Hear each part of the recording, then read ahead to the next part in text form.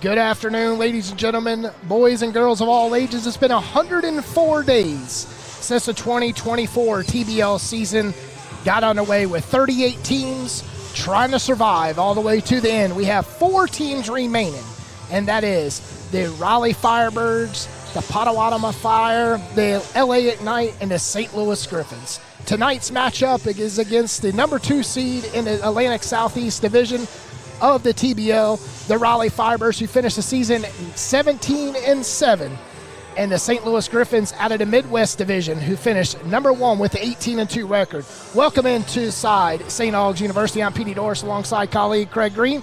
Craig, what a game we have here tonight. Last Thursday, it did not end the way the Firebirds did, but they took to the road to Albany and picked up 2 wins to play tonight. Championship basketball will travel if you play it, and the Firebirds proved that on the road. Saturday, Sunday in Albany, swept the Albany Patroons in the Armory on Washington Ave. It was a tremendous feat. So awesome to see the Firebirds hold them off at the end. Even, Draco missed the free throw. The three-pointer at the buzzer fell just a little bit short, and yet the Firebirds bring that beautiful Eastern Conference trophy right here back to the capital city. Yes, so that thing looks beautiful on the mantle over at the Raleigh Firebirds training facility. But tonight, they have a big test on their hands. They welcome in the Griffins from St. Louis, who's 16 hours away from here. I'm sure they had to take a plane, because I wouldn't have drove 16 hours to match up with the Raleigh Firebirds, who this season, if not the best team, one of the better teams in the Eastern Conference of the TBL. 18-2 record speaks for itself. I mean, they were in the finals last year, dropped it to the Potawatomi Fire. They're trying to return back to the finals again and capture the Lily, but standing in their way is a team of destiny, if you ask me. The Firebirds have rallied the troops. They've got hot at the right time of the season. We always talk about, in pro sports, who's the hottest team when the playoffs come. Right now, that hottest team is sitting right here in Raleigh, North Carolina. Yes, with a 4-1 record in the playoffs, had to face Jamestown Jackals, the 4th out of the Atlantic Northeast Conference here in the play-in game.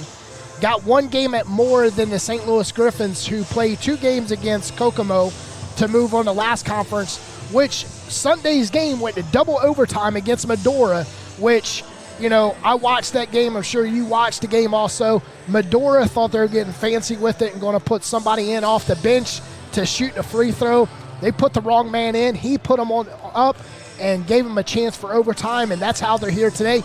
2 overtimes, big win last week for St. Louis Griffins, but the Raleigh Firebirds lost here shooting horrible last Thursday. One of the worst games we've seen the Raleigh Firebirds play all season. Yes. Went on the road, not liking what they did here Thursday night. Went on the road to Albany, picked up the win Saturday, and turned around and smacked the Albany Patroons Sunday right in front of a sellout crowd at Washington Avenue Emory.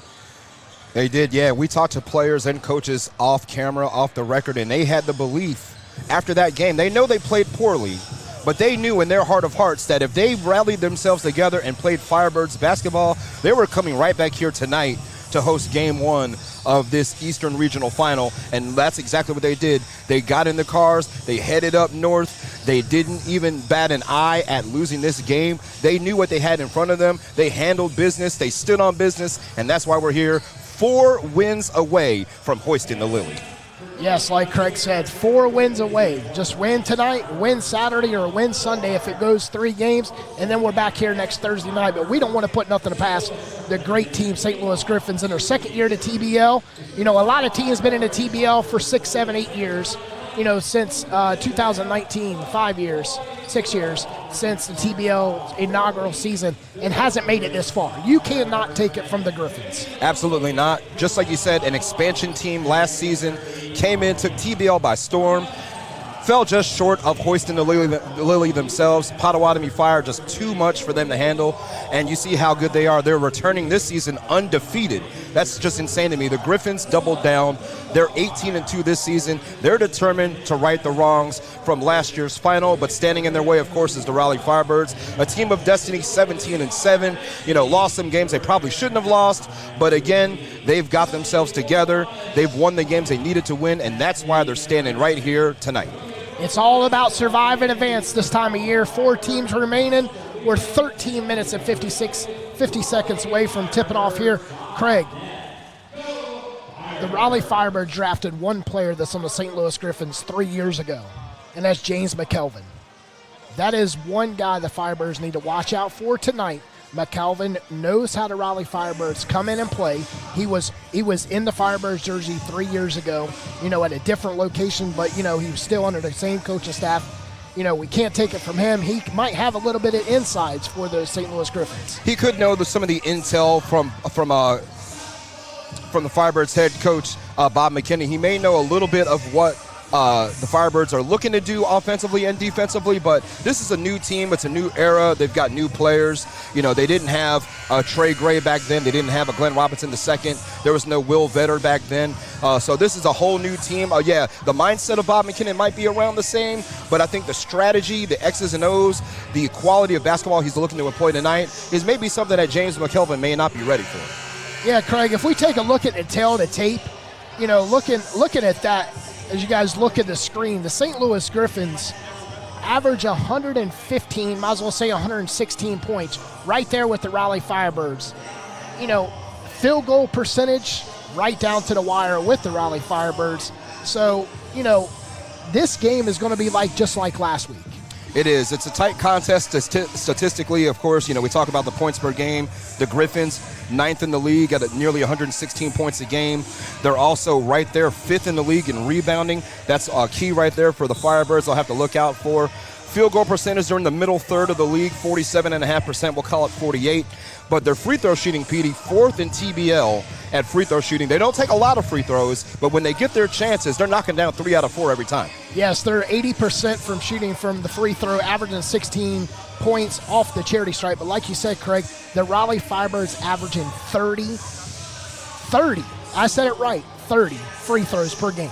That's top 5 in TBL right there. So the Firebirds, I think it behooves them to take advantage of the St. Louis Griffins and their aggressiveness, because this is a team, Petey, that is in their 4th in personal fouls in TBL. They draw the 4th most fouls. But they have guys like Shaq Dance, Trey Gray that like to slash to the basket. If they can get the Griffins defending on their heels, you're going to see the Griffins get in foul trouble. You'll see the Firebirds take 30-plus free throws tonight. Yeah, they have to look to get Stockard in trouble. He averages 22 points per game, the 6'7" shooting guard. And that is my matchup of the game. Will Will Vetter get Stockard in trouble down low with the penetration dish? It's very possible he could. Courtney Stockard he's listed as a guard, Petey, but he's more like a forward. So will Vetter be sticking him tonight? Will they try to put somebody like Shaq Dance on him? Shaq Dance is probably the best defender the Firebirds have.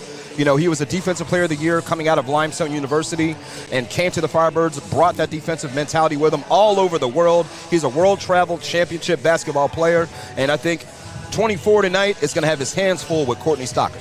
We take a look at the Raleigh Firebirds. He's 17-7 on the season this year, averaging 110 points in the playoffs this season, giving up 105.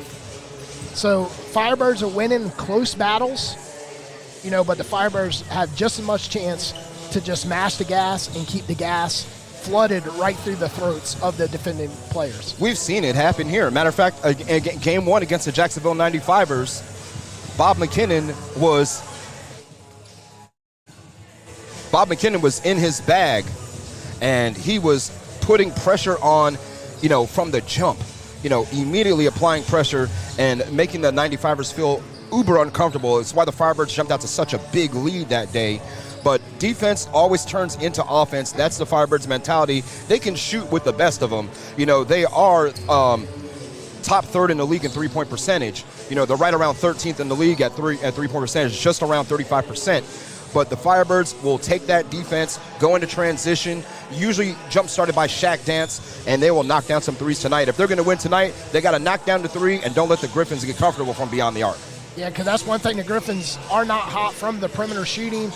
Griffins giving up in the playoffs an average of 107 points per game, averaging 113. So you take the difference in that. Ladies and gentlemen, we have a game here inside the Emory Gymnasium, the Falcons' Nest, the campus of St. Augs University. But, take a look at the leading scores for Raleigh Firebirds. You got Draco Palmer, who's jumped Trey Gray in the playoffs. He's averaging 20 points per game. Trey Gray had one game that he wasn't he was under the weather. He's still averaging 19 points per game. But if you get those two in the front court, you know, Ahmad Abdullah is the point guard for the Raleigh Firebirds, but he knows who to feed and when to feed them. Ahmad Abdullah has a great feel for the game. He's a veteran player as well. He knows exactly where to distribute the ball. He does a good job seeing the floor, and the guys are doing a great job spacing the floor as well. Once he gets down there in that dribble penetration, he can either take it himself or he can drive and kick and shoot, and he's got shooters all around him. Even Will Vetter, when Will Vetter is playing the 5, you have to account for Will Vetter on the perimeter because he can knock him down as well. We'll see if Will Vetter start tonight for the Raleigh Fires, but I talked to him pregame, and Craig, if it weren't for him being happy, I wouldn't know what kind of mood he's in. Because I tell you, all he talked about was the game against Albany, how that game picked up for him, and how the Raleigh Firebirds just went on the road and took care of business. And that's all, you know, championship basketball will travel, and exactly those are the kind of things that you want to have, is guys who don't know the difference between home and away. Their mindset stays the same. So when they went to Albany and won 2 straight games, honestly, I was not surprised because, you know, the guys are focused. They've been locked in since the end of the regular season. Remember, they won 4 straight at the end of the season, scoring over 140 points each game. And, you know, again, they were the hottest team going into the playoffs, and I think they're going to continue that streak tonight. Long as they play the Firebird way, we're going to like the results of tonight's matchup. All right, ladies and gentlemen, 7 minutes and 28 seconds left here. PD Doors, Craig Green. We're going to take a quick commercial break and come right back here with our final thoughts for tonight's Game 1, the best of 3 against the St. Louis Griffins and the Raleigh Firebirds.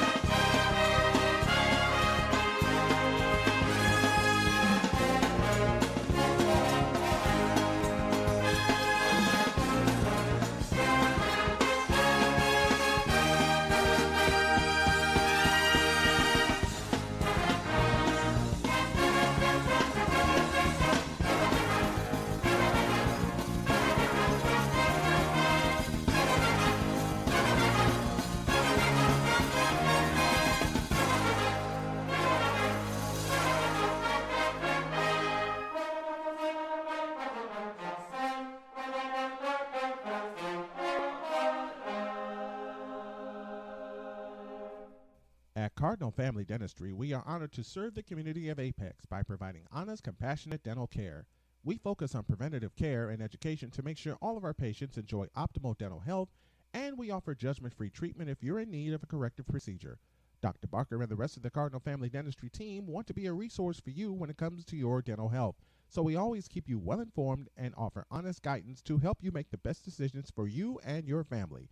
Give them a call today at 919-589-5001. That's 919-589-5001. or visit them online at cardinalfamilydentistry.com. 1 in 3 adults in America have pre-diabetes, but most don't know it. To let people know it can be reversed before it becomes type 2 diabetes, professional basketball player Julius Randle is doing everything in reverse. I'm only dunking with reverse windmills. I drove the whole way to practice in reverse. I don't recommend it. This move's called the reverse shuffle. I do recommend it. And it took me months to learn how to speak in reverse, like this. Here's 10 almost for diabetes type 2 with living Ben has mama.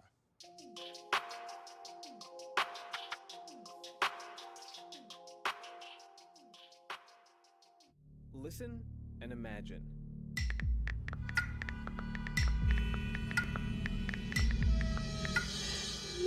It takes 5 seconds to send a text, and for those 5 seconds, you're driving blind. Life is worth more than a text. Stay alive. Don't text and drive. Visit StopTextStopWrecks.org, a message brought to you by the National Highway Traffic Safety Administration, Project Yellow Light, Noise, and the Ad Council.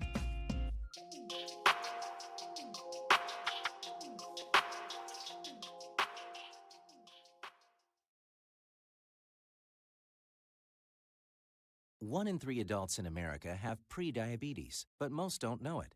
To let people know it can be reversed before it becomes type 2 diabetes, professional basketball player Julius Randle is doing everything in reverse. I'm only dunking with reverse windmills. I drove the whole way to practice in reverse. I don't recommend it. This move's called the reverse shuffle. I do recommend it. And it took me months to learn how to speak in reverse, like this. Here's 10 almost for diabetes type 2 with living Ben has mama. In other words, my mom has been living with type 2 diabetes for almost 10 years. So together, we want to say to the 84 million Americans at risk, exercise and healthy eating can help reverse pre-diabetes. Start by taking a simple 1 minute. Welcome back to Raleigh, North Carolina. We're about to get underway here. PD Doors, Craig Green here inside the Falcons' Nest on the campus of St. Albans University for Game 1, the best of 3 against the 18-2 St. Louis Griffins and the 17-7 your Raleigh Firebirds. Craig, final thoughts before the horn sounds and we are officially underway. For the Firebirds tonight, got to get the Griffins in foul trouble. When you get them in foul trouble, knock down your free throws. You got to protect the basketball at all costs. St. Louis leads TBL in steals, Petey. They get 12.5 steals per game. The Firebirds are going to have to rebound much better to limit the Griffins' chances. If you do that, you're going to like your chances. St. Louis doesn't shoot a lot of free throws. They're one of the worst teams from the perimeter, so you got to box out. Don't let them get multiple looks when they're on offense. You're going to like your results tonight, going up 1-0 to the STL. My final take, Craig, is the Firebirds need to make free throws. If you're going to average 30 free throws per game, you need to make 90 to 95% of those. That's where championships are won. On the free throw line, when the clock is stopped, you got to execute when they put you on the line. Absolutely, Petey. It's just about that time right now. You see the players are ready to go. The Firebirds are popping. They're up. They're on their toes, and we are set for Game 1 of this East Regional Final. 4 wins away from the Lily. Can the Firebirds finish the job? The Firebirds will look to hoist up the Lily, like Craig said. 4 games ago, both teams chasing the Lily. Neither team has won the Lily before. Clock set, counting down to 3. And the horn will sound from Raleigh, and we'll send it to our PA announcer, Tom Salter.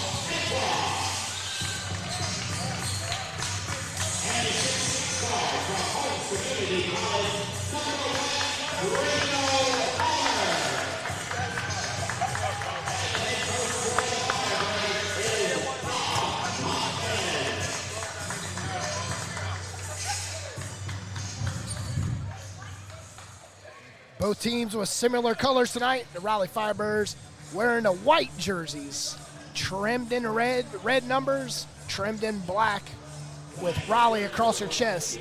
The Griffins in the black, gold Griffins across their chest, gold or yellow, with gold numbers trimmed in red. Their way of black jerseys. Starters tonight for the Griffins: Rick Maiden, Latham, Stockard, Payne, Weston.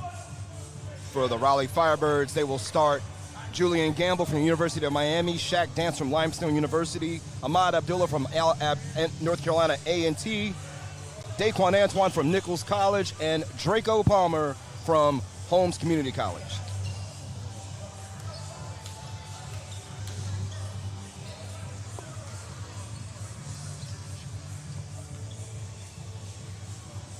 So it will be a Gamble jumping up against Weston for the Griffins. Scoreboard set. The Final Four is moments away in Raleigh, the capital city. And we are underway. The Griffins will get the first stab at offense. It goes straight up, and a late whistle. Abdullah fouls Stockard, and him heads to the line. Good start already for the Griffins. 5 seconds in, you get a bucket and a bruise. And that's the leading scorer for the Griffins, Courtney Stockard. Right around 23 points a game. He's their everyman, Pete. He leads them in points, rebounds, assists, steals, and blocks. Raleigh Firebirds get their first possession of offense. Ahmad Abdullah on the right side. Shaq Dance will set the screen, and they'll go around the screen. And Draco working on Latham. Draco and Daquan's fouled by Latham. One good foul deserves another, so one team out on the Firebirds, one foul now on St. Louis. And just like you said, it goes against Marcus Latham. That's his first. Both point guards with the foul for each team. I'll tell you right there, that's who the Firebirds need to get hot tonight. It's all tied at 2. You know, Ahmad is going to look to either distribute or take his shot when he gets it. That floater is money. Rick Maiden baseline and puts up a shot. The Griffins lead by 2. St. Louis shoots over 60% from two-point range. Three-point shooting is not their thing, so they're going to be very happy taking mid-range jump shots. Draco's off the mark, off the left wing. Falls right in the hands of Stockard. Stockard Looking to take Dance to the hole. Mid-range, 15-footer's good. Yeah, it's a matchup I thought they would have so far. Right now it is Courtney Stockard against Shaq Dance. Let's see what Dance can do against him. Ahmad for 4 points, and the Firebirds trail by 2. Looks like they gave him a 3 on that one. So Firebirds trail by 1. His foot must have been behind the line. I thought it was a 2 also. Correction, they corrected the scoreboard at 6-4. 8-4. St. Louis has not missed yet. They're very content with taking those short mid-range jump shots. Firebirds going to learn early that they have no intention of shooting 3-point shots. Dance. To Daquan. Daquan for 3. There we go. First one tonight goes to Daquan. Let's see if we can get several more tonight. You know, that's one of the weapons the Firebirds like to employ. Stockard tried for the assist to Latham, and Latham misses for the first miss for the Griffins. Ahmad going around the screen to Dance. Dance puts up from straight away. Firebirds 2 for 2 from 3. Sometimes you can look at the shot and tell if it's going in. When Shaq let that go, I had no question about whether it was going to hit the bottom of the net or not. Payne looking to drive, kicks it. Rigmaiden spins, drops it off. Nice floater in the paint for Latham. And Marcus Latham off to a pretty good start, along with Courtney Stockard. Both teams level at 10 to get us started early. Gamble driving on Weston, puts up the left-handed shot right in the hands of Latham on the opposite side of the rim. Good defense by Trenton Weston. Latham fakes, spins around. Gamble with a rebound right over the arm of Weston. Dance back out. Daquan for 3. No, off the heel of the iron, right in the hands of Payne. Good look and a good shot, just did not knock it down. Payne looking to Dance on Shaq. Driving, no one moving, kicks it to the corner. Back out, 3 for Stockard. Tip for Weston. You've got to box out. There's 3 Firebirds there. Weston walked right in and tapped it home. Again, the Griffins are in the top 5 in rebounding, PD. That one right there should not have happened. 8:13 left first quarter. Backdoor to Draco. Draco putting a body on Rigmaiden. Spin around jump shot too hard. Gamble with the slam, and the Firebirds tie it back up at 12. Right place, right time. Julian Gamble flushes it home. 7:55 left, 3 ties and open in 4 minutes. Spinning. Baseline's cut off. Steps back 3. Too hard. Clean basketball so far. Only 2 fouls. Payne driving. Runner. Good. Another mid-range short shot right there. That's how the Griffins average 116 points a game. Daquan driving and fouled by Rigmaiden.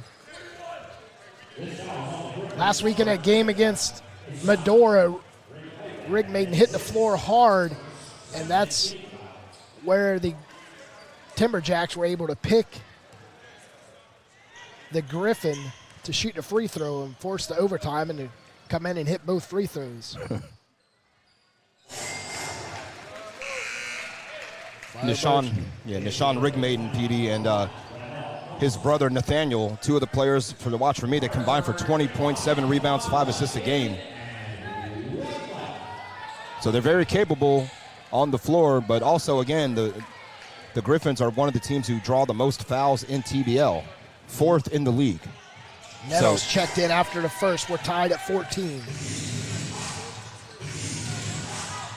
Firebirds set up in that full court press, and it's off of the Firebirds. Good pressure, though, in the corner by Daquan Antoine and Shaq Dance.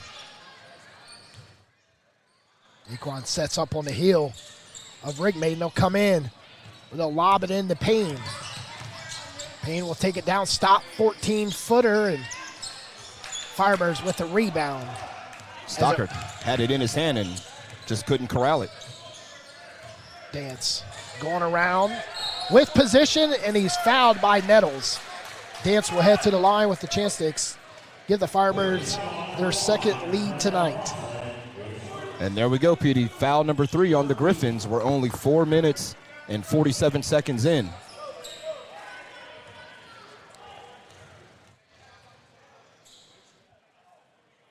Firebirds 2 for 2 from the charity stripe. Dance continues the hot streak from the line.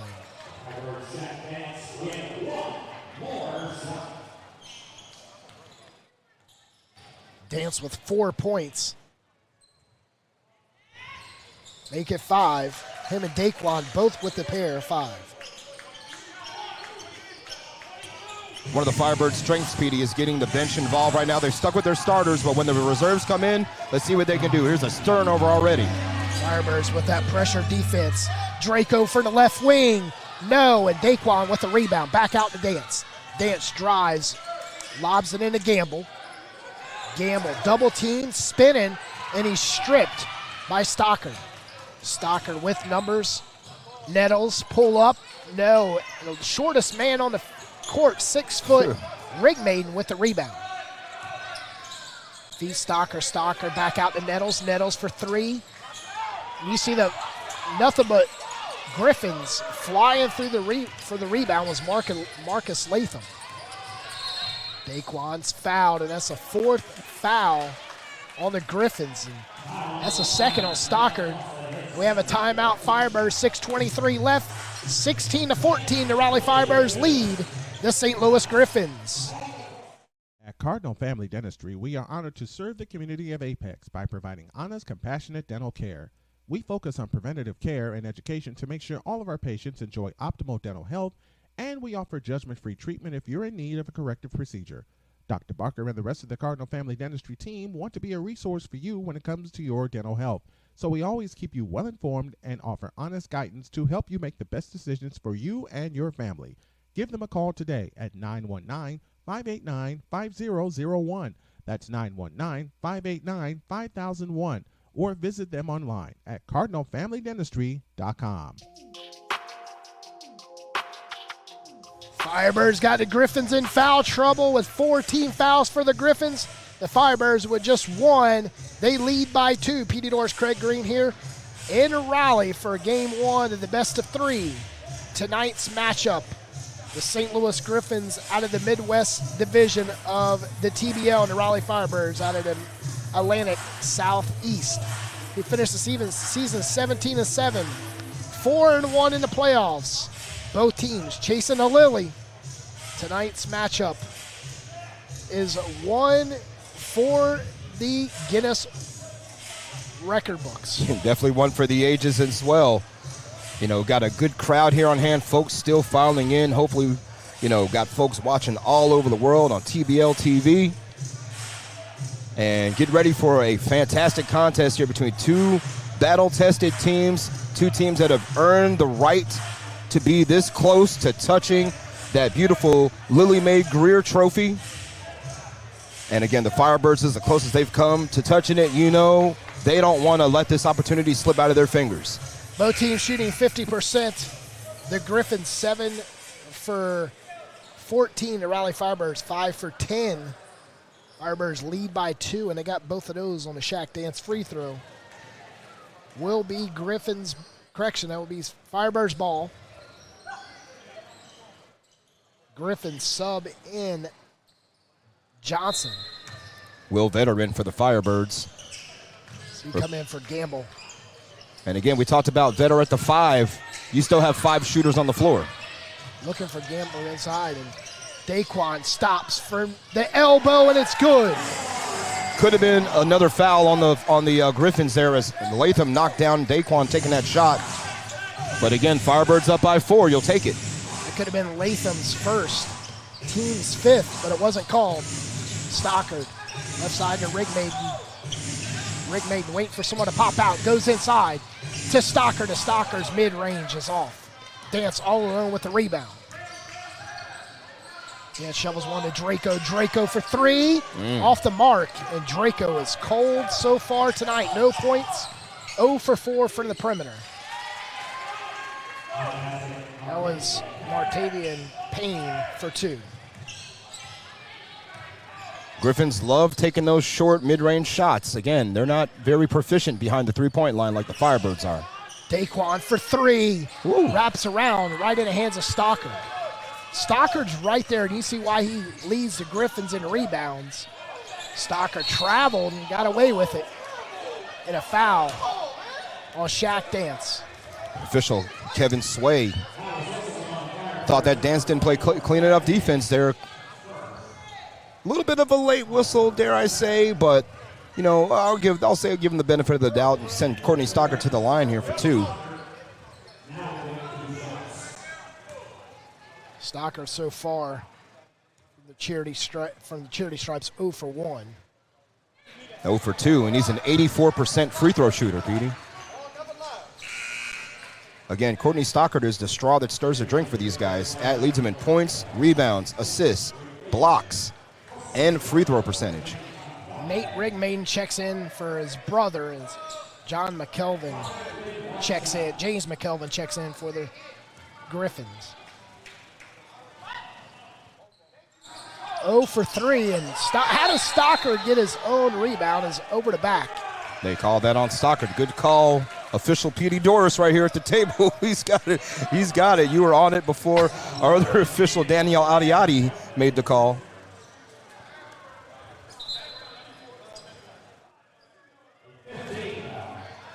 So that foul's going to put the Griffins over the limit. Shaq Dance, the recipient of 2 free throws.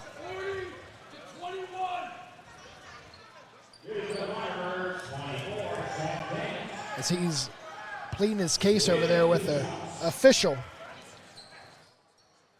5:10 left, 2-point game in the first quarter from Raleigh. Shaq Dance looking to extend the lead to 4. Shaq Dance 3 for 3 from the charity stripe. Shaq Dance for me, Petey, was one of my players to watch in this game. Again, he's a 6'4" guard who's 5th in TBL in block shots. His defense usually is what springs the Firebirds into transition. Again, a defensive player of the year at Limestone University in his senior season. Like you said, his defense always, he don't need to score himself. He loves to just block shots, look down the court, McKelvin for 3. In and out. And Vetter, leaping rebound over Dallas Johnson. Shaq Dance trying to go on Rigmaiden, and Nate Rigmaiden strips. Nate Rigmaiden is Stockard to the corner, all alone 3. Shaq Dance with the rebound off the missed shot by Martavian Payne. Draco to Vetter. Vetter put the body down on Johnson. Steps back, flushes, no, and Stockard with another rebound. Stockard with 7 rebounds so far. 6'7" guard. He's in there on a lot of the action. He's the second tallest player on the Griffins. Johnson all alone. No one contested his layup. Off of Rigmaiden, out of bounds. And Trey Gray, along with Glenn Robinson, will check in. 8 minutes gone in the first.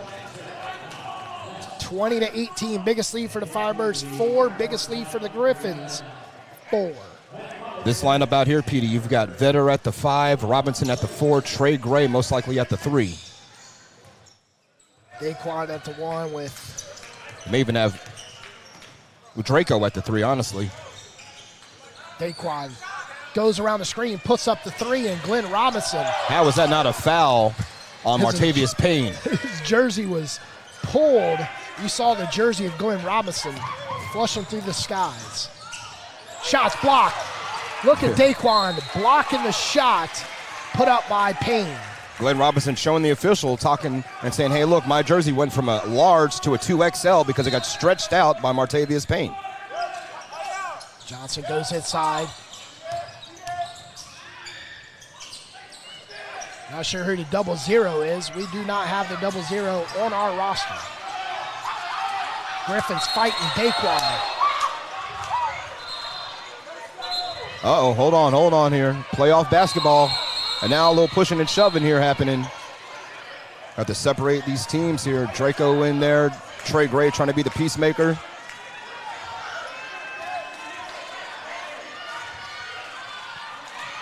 Now Cooler heads have prevailed. Hey, playoff basketball.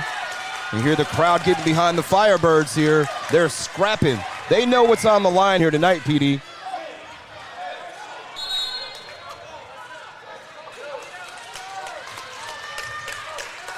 So no call is jump ball. So we'll be against Daquan Antoine. Miles Nettles went from 0 to 0-0.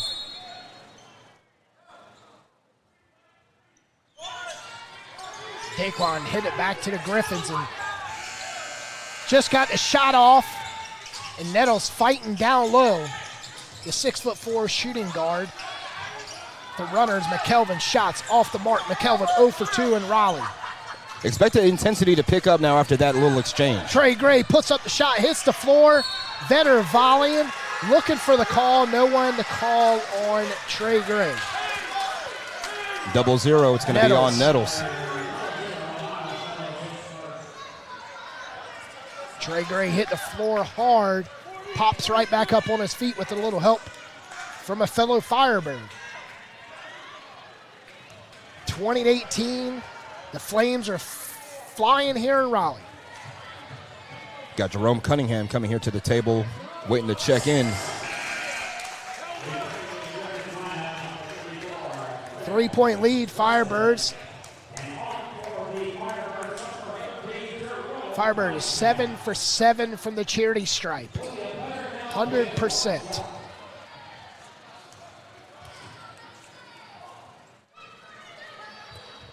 Make it 8 for 8.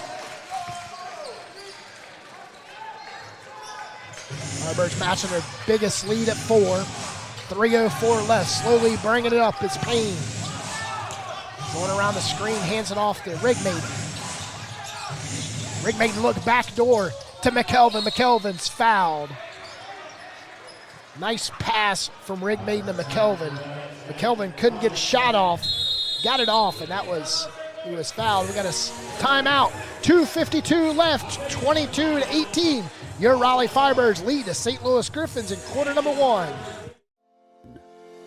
Sinclair Broadcast Group Incorporated was founded in 1986 and is one of the largest and most diversified television broadcasting companies in the country. Sinclair owns and operates, programs, and provides sales services to 163 television stations in 77 major markets. That's more television stations than anyone in the U.S.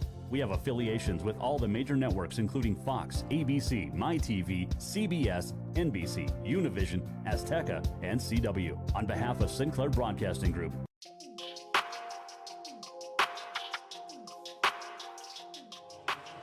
Firebirds shooting 100% from the charity stripe, 8 for 8 in the first quarter. And the Firebirds lead by 4.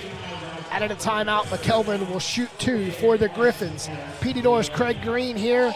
The Firebirds shooting 37%. They're 6 for 16. The Griffins shooting 40%, 9 for 21. They're 0 for 6 from 3.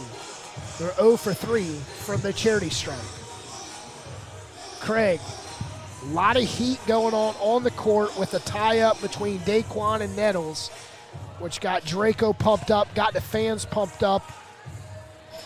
You can immediately see the intensity rise. The temperature literally rose in the hot box here at St. Aug's just from that little exchange. Again, gave me goosebumps, reminded me of old 1990s Eastern Conference playoff basketball. Knicks and Pacers, Knicks and Bulls, Pacers and the Bulls. I mean, it just gives me chills up my spine. My goodness, I love it.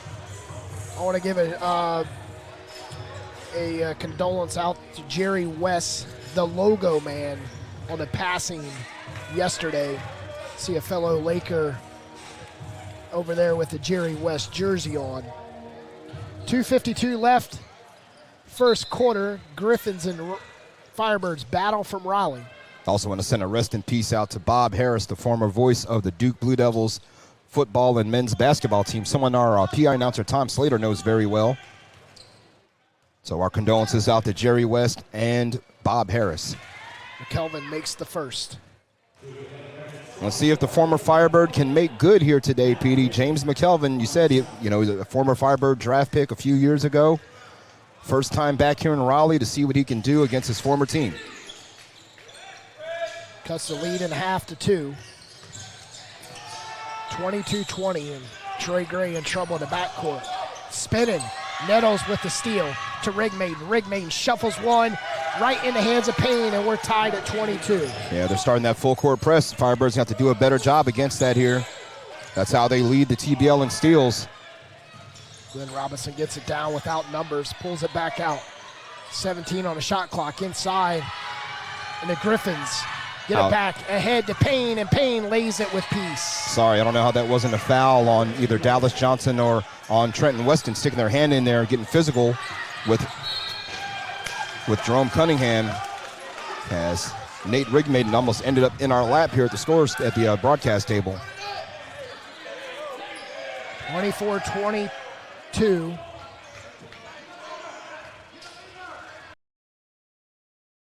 Out. 17 on the shot clock. Draco into Vetter. Vetter will bring it up for the Firebirds, get it across the timeline. Firebirds just set up the offense. Vetter looking to backdoor to Draco. Draco didn't break to the bucket. Back to Vetter.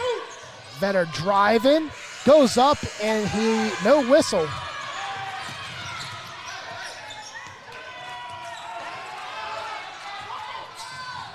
Rigmaiden shuffles one right to Weston, and Weston lays it up. Got to play through it now. I know the Firebirds thought they got a foul call there that they should have deserved, but you got to play through it. See, the Griffins already starting that full court pressure. Not sure how that wasn't a whistle for Jerome Cunningham. You can see the Griffins are turning up the pressure here, trying to make the Firebirds uncomfortable. They don't want them to be able just to dribble the ball up and set up their offense.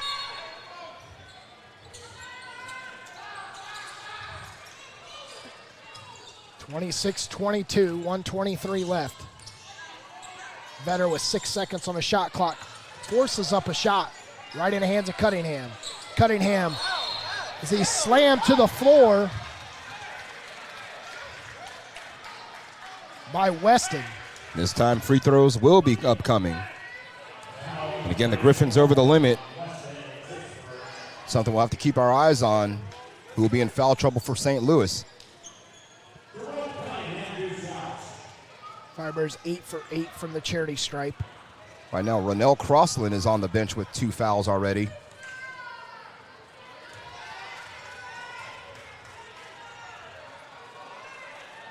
Jerome Cunningham misses for the Firebirds. Weston also with 2 fouls now.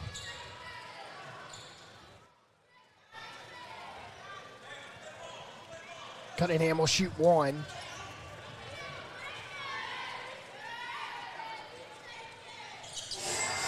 Makes the second.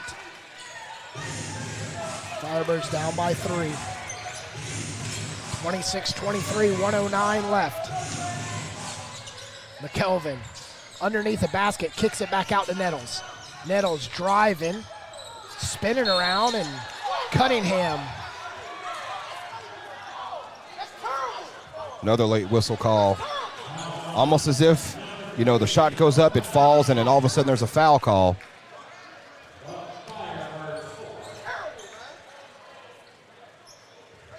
Last game here we saw, again, both teams getting a little frustrated with the whistles or lack thereof. Then in the second half, you saw the whistles start blowing a whole lot more frequently. Nettles misses.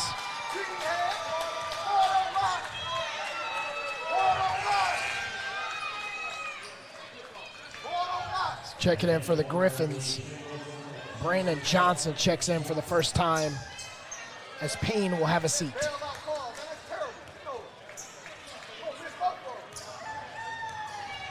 .57 seconds left. 3-point game, and misses both free throws. Cunningham. No one helping Cunningham out. He turns it over. They turn it right back over, throw it to a fan in the front row. But again, got to have better awareness here Cunningham dribbling the ball up. Firebirds going down court, not realizing there's pressure in the backcourt. Collins will check in with 46 seconds left. I mean, Cunningham will get credited with that turnover, but again, really not on him. He's a center dribbling the ball up the court. He needs some help from his backcourt guys.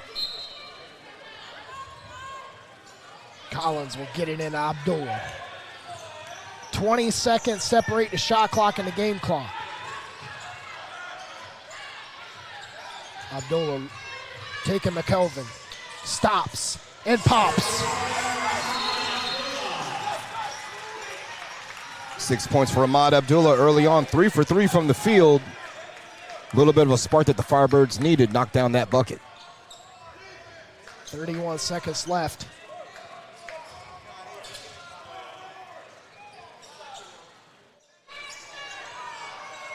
Got a good game so far. You called it early on, Pete. You said this one is going to be close. Both teams want it badly. Firebirds had control of this game or this quarter here for majority of the first quarter. You saw the Griffins just in the last couple minutes start to apply some pressure and make things difficult for Raleigh.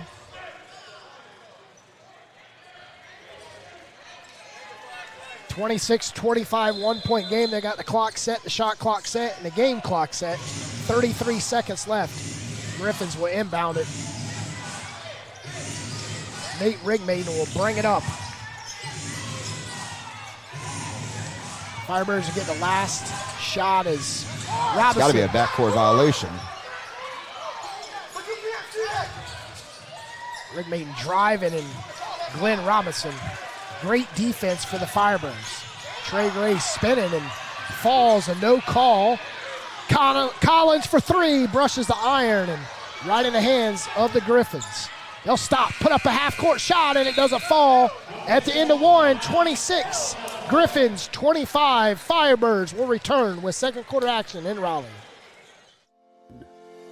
Sinclair Broadcast Group Incorporated was founded in 1986 and is one of the largest and most diversified television broadcasting companies in the country. Sinclair owns and operates, programs, and provides sales services to 163 television stations in 77 major markets. That's more television stations than anyone in the U.S. We have affiliations with all the major networks including Fox, ABC, MyTV, CBS, NBC, Univision, Azteca, and CW. On behalf of Sinclair Broadcasting Group, at Cardinal Family Dentistry, we are honored to serve the community of Apex by providing honest, compassionate dental care. We focus on preventative care and education to make sure all of our patients enjoy optimal dental health, and we offer judgment-free treatment if you're in need of a corrective procedure.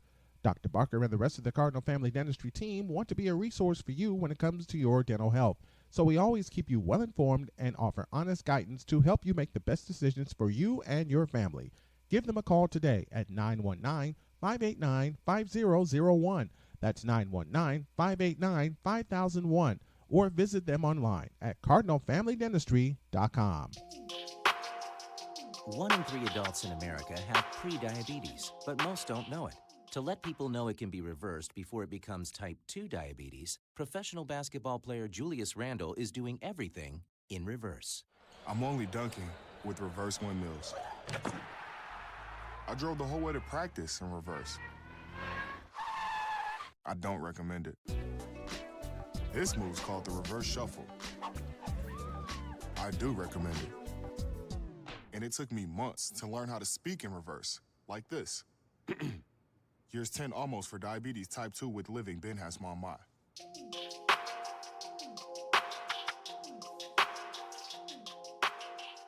Firebirds shooting 35%, the Griffins shooting 44%. Firebirds shooting 22% from three, Griffins are 0 for 7. Firebirds 9 for 10 from the charity strike, Griffins 2 for 7. Griffins trailing in rebounds, Firebirds 18, Griffins with 12. After one, we had a 1-point game. 26-25, 12 seconds. 12 minutes on the clock, and the Griffins will have the ball to start the second quarter.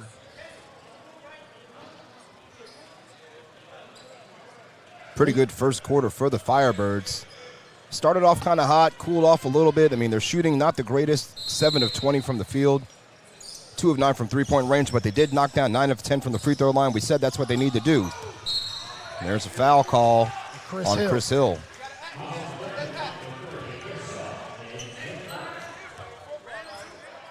Meanwhile, PD, the Griffins 2 of 7 from the free throw line. But Firebirds are doing the little things right, winning, rebounding right now. Turn the ball over a little too much, but crashing the boards well, keeping the Griffins from getting more than one look. Hill almost tried to go through the screen, almost picking up a second foul. Collins to Robinson. Robinson back to Collins. Collins inside to Vetter. Vetter lays it up. And where's the foul? And McKelvin got away with the foul. Firebirds regain the lead. But way to play through it, though, Will. That's how you do. You just go up trying to finish. Don't worry about drawing fouls. Just finish at the rim. Everything else will take care of itself. Hill going inside to Stocker. Stocker back out to McKelvin. They'll swing it around the perimeter. Put up a 3 by Johnson. It's the air ball. Firebirds in transition with the 1-point lead. Collins to the corner. 3 on the way. Off the mark. And this time the foul goes against Will Vetter. He said Vetter pushed Brandon Johnson. Not sure how Vetter picked up the foul when Vetter was mauled. 1 minute gone in the second quarter, 27-26.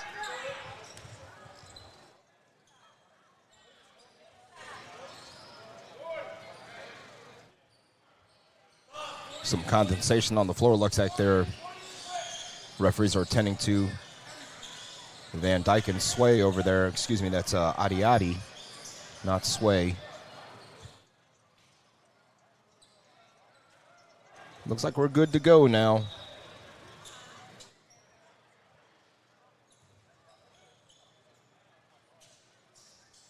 And Griffins inbounding in front of their bench. Trey Gray guarding the inbounds. They'll come into Stocker. The Stocker shots blocked by Vetter. What defense by Will Vetter to get back. Stocker thought he had an easy bunny. Instead, got a little hairy down there for him. And then that's how you do it, though, PD. Defense to offense. Will Vetter went down. Commitment to defense. Came back down the offensive floor, ready to shoot and fire, and knocked it down. Firebirds looking at how the officials are calling. They're calling it pretty loose, letting them play. Stocker went to take that 3 and puts it on the floor. Looking for help as he picked up the dribble. The Nettles. Nettles puts up the shot, and they call a foul on Glenn Robinson. Shooting foul. Nettles 0 for 2 for the line. Will shoot 2 more.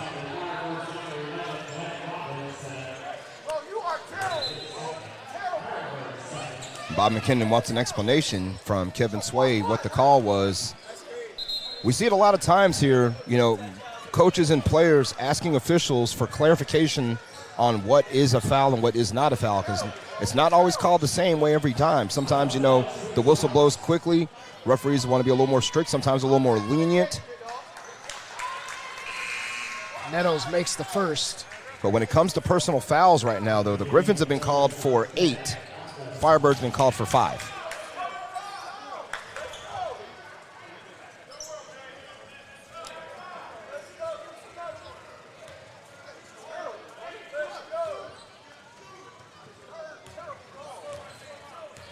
.10:28 left, second quarter. Nettles 1 for 1. He's 1 for 4 tonight from the line. 29-27. Oh, that wasn't a foul right there. He was Nettles holding Trey Gray. Collins. Welcome home, Kenny Collins. Dare I say, this may be the house that Kenny Collins built. He's trying his best right now, keep the Firebirds ahead. Latham trying to get Trey Gray off his feet. Trey Gray faster than him. Oh, wow. They call it late.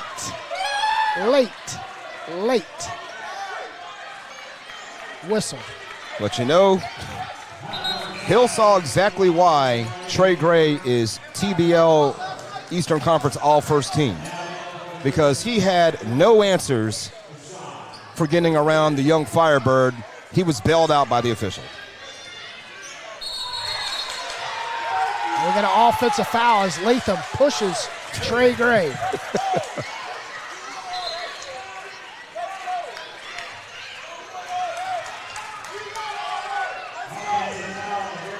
The energy in this gym right now, PD, is, I mean, you know, you would hear Gorilla Monsoon saying when we were kids watching WWF Superstars of Wrestling, the electricity, you could cut it with a knife in this building. The energy, the loudness, the passion is all there right now. Both teams hot-headed. Both teams want to hoist a lily. The Firebirds with a 5-point lead, and Trey Gray drives, leans in on Stockard and misses a shot. Latham drives. Collins kicks it right to Vetter. In all fairness, Trey Gray got away with a foul on Latham, holding that arm, chicken winging him. Trey Gray looking to take the three. Will he take it? No, he'll switch it left side for three. And Glenn Robinson, welcome to the big league playoffs, my man. Firebirds first round pick, Glenn Robinson, the second, gets his first chance, knocks down a big Trey. Vetter, him and Stockard fighting back and forth, and Rig Maiden goes up and makes the easy layup. Good handle by Rig Maiden there, and I tell you what, he's doing a lot of talking there. Referees might want to pay attention to that. Definitely a foul on Rig Maiden, holding Trey Gray, pulling his jersey as he's going to the bucket. And that'll put Trey at the line, second team foul on St. Louis. 35-29, 8:49 left, Craig. Second quarter. Firebirds from the perimeter tonight.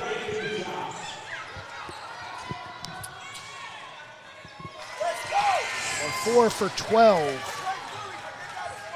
33% from three.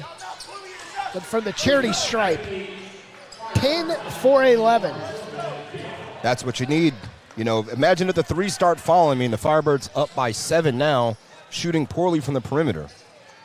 But imagine if the shots start falling. St. Louis is not going to like their chances.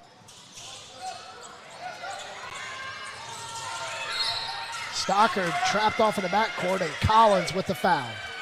It's good to see when Kenny Collins picked up the foul. We'd rather see Kenny do it than Trey Gray. Plenty of fouls to distribute. You know, we talk about the Firebirds' depth here. You know, I look at this lineup on the floor right now. Any 5 of these gentlemen for the Firebirds could start at any time. Any of the 12. Dare I say it, you know, I know we got Potawatomi Fire undefeated, defending champions, but the Firebirds truly have about 10, 11 starters. Stockard driving straight over Glenn Robinson, 5-point lead.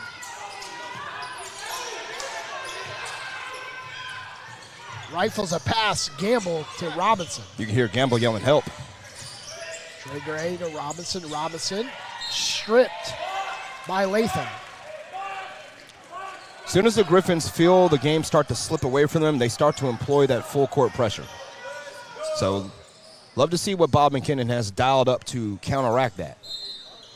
Because right now it seems like the Firebirds still kind of work their way through how to navigate that full court. Trey Gray on the inbounds, misses the three. Stockard to Latham. Latham driving. Little southpaw pass. Rifles one. Nice block, Kenny Collins. Collins blocks Payne. Trey Gray goes up on Latham and misses. Trey Gray trying to draw the foul. He just needs to worry about connecting. Rig Maiden. Nice pass from Johnson. Yeah, good look by Johnson. And Rig Maiden, the recipient.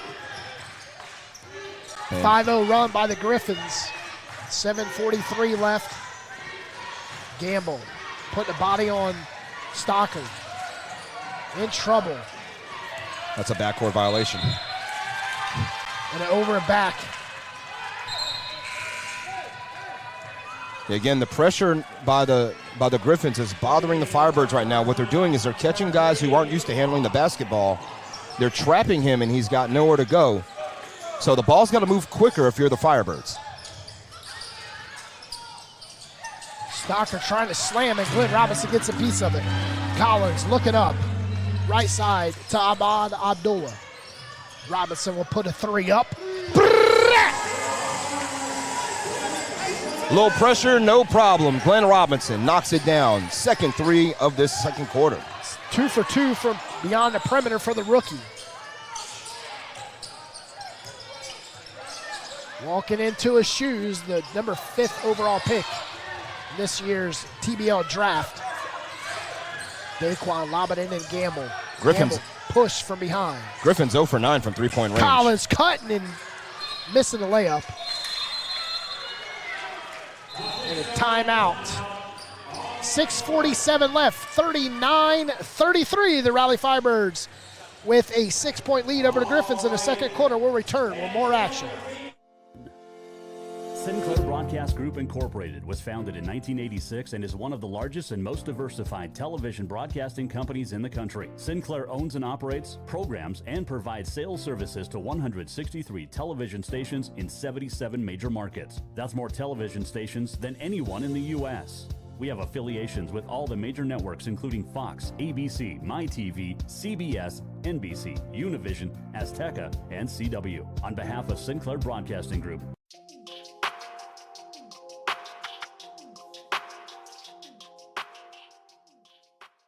Need help planning your next sporting event? Sit back and relax. Event Management has got you covered. Whether a charity call, fundraiser, a preseason showcase, or a regular season game day operation, let Sit Back and Relax handle the details. Single game, tournament, and full season event planning and logistics services available. No matter how big or small, SBR has you covered. Just sit back and relax while the professionals at Sit Back and Relax take care of the rest. Visit SBRNC.com or call 919-264-8418 to get started. 39-33, 6:47 left in the second quarter. PD Doors Craig Green from Raleigh, North Carolina. The 18-2 Griffins, who lost both games on the road in Derby City and Pontiac Trail here in Raleigh. Raleigh Firebirds 13-3 this season at home. 4-0, 4-1 in the playoffs with their one loss here at home. They're 2-1 at home in the playoffs. Craig, Raleigh Firebirds not shooting well from the 2 range. 40%, it's not the best. We've seen better. For the perimeter, 5 for 14, but where the Firebirds are leading from the charity stripe, 10 for 12 for 83%. They're doing a good job right now getting to the line. They've been fouled 10 times. They've knocked down 12 free throws. 10 of their 12 free throws they've taken. Great job so far. They're also doing a nice job on the boards as well. They are leading that category 26-17 over the 4th rated rebounding team in TBL.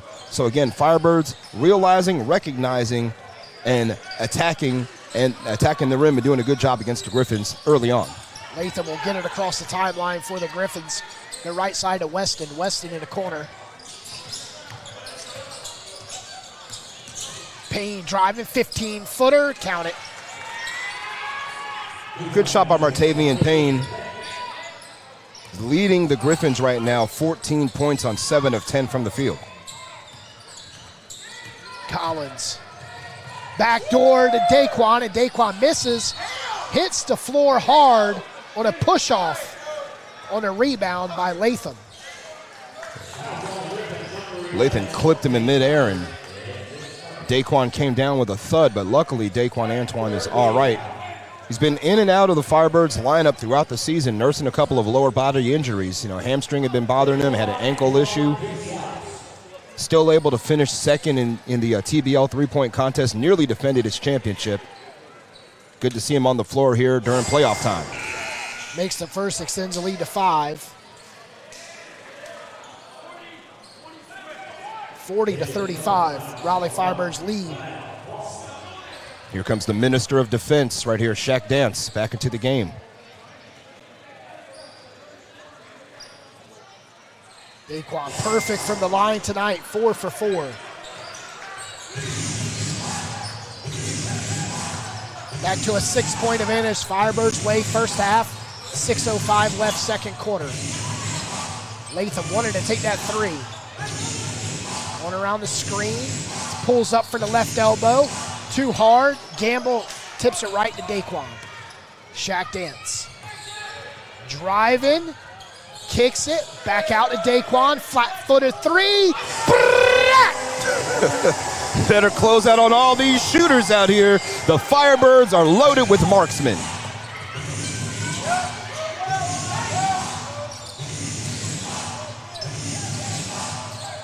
Great defense by the Raleigh Firebirds, forcing the Griffins to take the last second shot, and Shaq Dance with the block.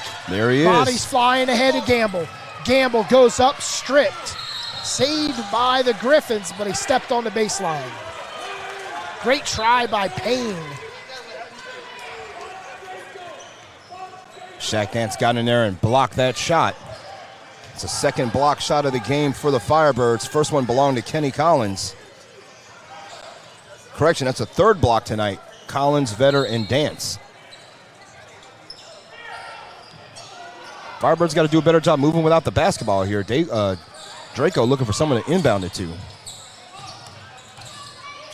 Ooh, look at that move. Ahmad Abdullah couldn't finish. But Gamble right there to put it back up. Misses. Tipping, tapping right to the Griffins. Rick Maiden sprinting in the front court. Wanted to stop. Goes the whole Dance, and Raleigh Firebirds with the ball. Rick Maiden. Jump ball between Draco and Rig Maiden. Shaq is wondering, how is that possible? Rig Maiden came up from behind and grabbed the arm of Draco Palmer before he touched the basketball. These officials are letting them play. They can't say they're not. That's true. Tell you what, Shaq Dance with a heck of a block from behind. Second block of the game. Again, he is fifth in TBL in block shots. This is a 6'4" guard, ladies and gentlemen. And it goes right back to the Griffins. Payne looking for someone to move off the ball. 15 on the shot clock. Payne trying to go baseline on Dance. Back out. Cross land for three. Crosses up. The Griffins now, PD, sit at 1 of 10 from three-point range. That is their first one they've made. And what a time for it. Gamble looking backdoor to Ahmad. Hold it. Drive. Puts it on the floor. Goes up. Loses as he goes up. Looking for a call. Doesn't get a call. Stocker ahead to Rig Maiden. To the corner. All alone for three. Payne. Back-to-back threes. Make it 2 for 9. Gotta do a better job rotating to the shooters. Don't look at the officials for calls you're not getting. Just keep on playing. 2 possessions, making a 6-0 run. Gamble setting a screen. Ahmad goes through the defenders. Gamble in trouble, goes up. More like Nathaniel Rigmaiden. Nate Rigmaiden was in trouble. A lot of bodies underneath. A lot of talking. Next foul will put the Griffins over the limit. Firebirds will take a side out in front of St. Louis's bench. Both teams with 4 fouls. We're going to offensive foul. Ooh. Daquan.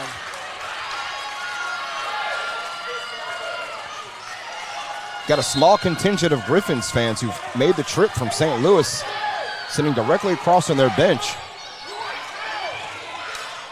As some of the loud cheering you hear,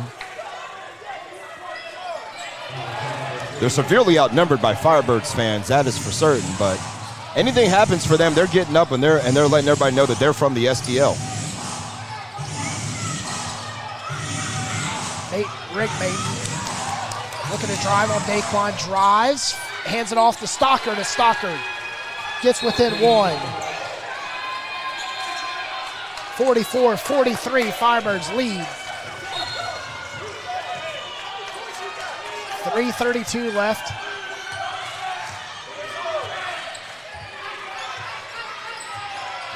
High pressure again by the Griffins. Griffins pressuring the defense on the Firebirds at midcourt. 10 seconds left. Inside. Goes up and it's stripped. Gamble getting stripped down low, and Stocker gets the feed. Back out.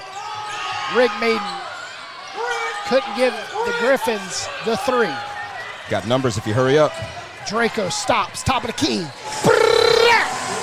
First field goal for Draco tonight extends the lead to 4.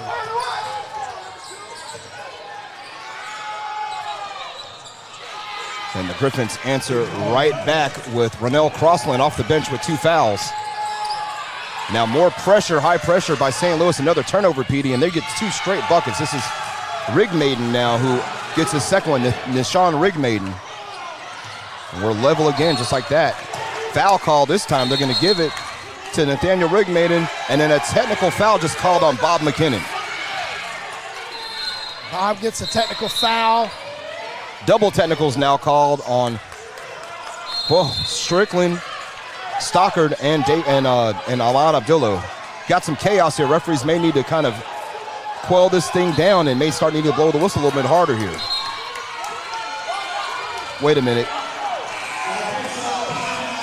We're going to take a timeout with it. 2:26 left, 47-47.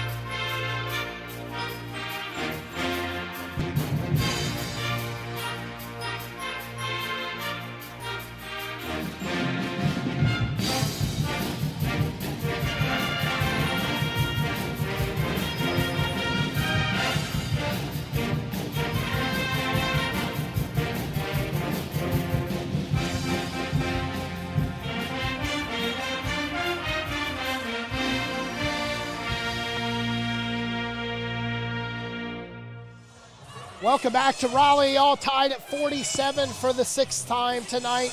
2:26 left in the second quarter. We have a double technical. We have a technical on Latham for the Griffins, Ahmad Abdullah for the Raleigh Firebirds, and a head coach, Bob McKinnon, with the foul. That was a clarification in the timeout. So it will be the Griffins ball shooting the technical foul. I want to thank everybody for tuning in on TBL TV tonight. And correction, they did say it was Stockard and Ahmad, not Latham. I swore he said 10 on both teams. I thought he did too, but I was like, I heard he was, it was so much going on here and that little exchange, easy to get it confused, but just like just like you said, Petey, Courtney Stockard has to be on notice here. Ahmad Abdullah has to be on notice, and Bob McKinnon for sure has to be on notice. Firebirds cannot afford to lose Bob McKinnon off the bench. He's been such a breath of fresh air, and again, great job by all the coaches so far for the Firebirds. But again, the familiarity and it's like when Bob's on the bench, you're going to get the best out of these Firebirds. He's been really leading the way for them the last couple of months. And losing him here, if he happens to get another technical foul, would just be pretty catastrophic.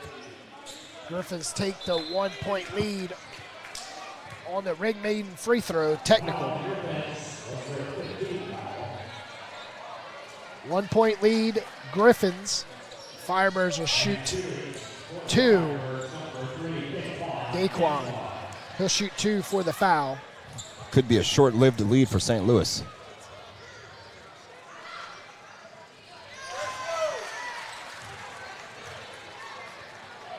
I want to see what the temperature of the game is going to be after that a range of technical fouls being called here. We got a lot going on over there with the fans.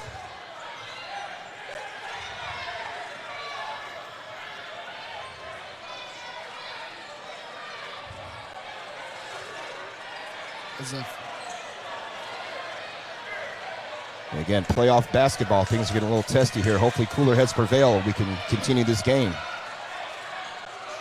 Firebirds need to clear the back for the players. It is heated here. Like I said, it's hot. Fans are hot. Players are hot.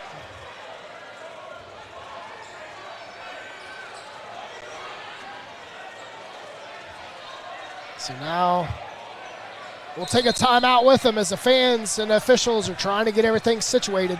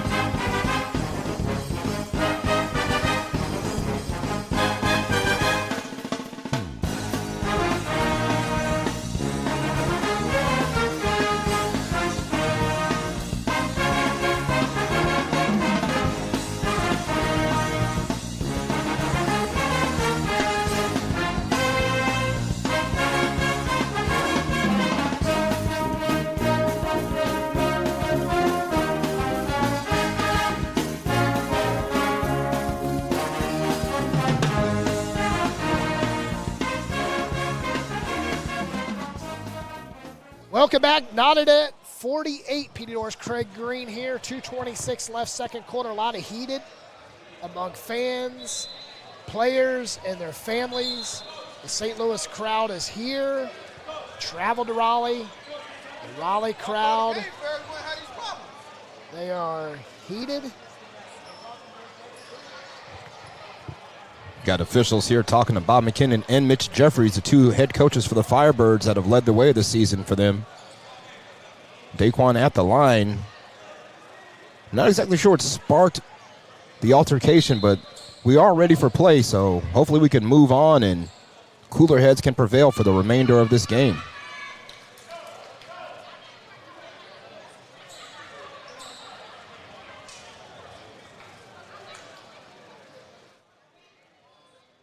48 apiece. Both coaches getting talked to by the two officials.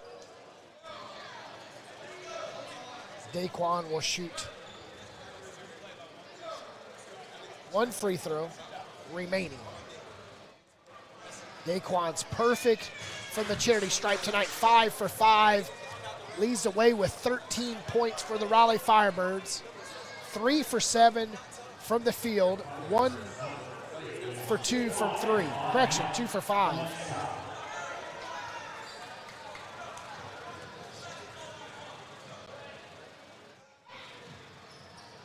Daquan make it 6 for 6.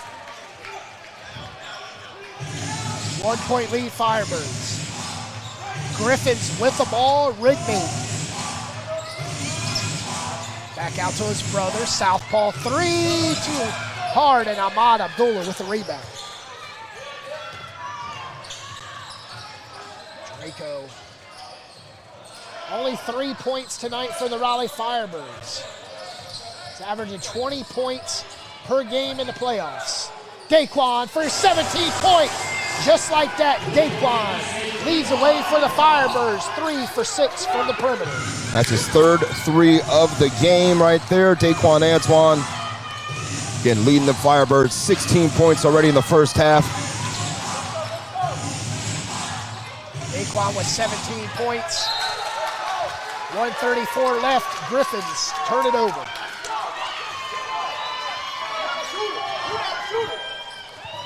What kind of energy are the Firebirds going to finish this first half with? 90 seconds to go.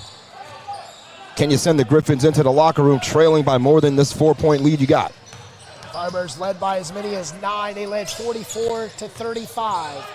Daquan picks up his dribble to Gamble. 7 on the shot clock. Dance.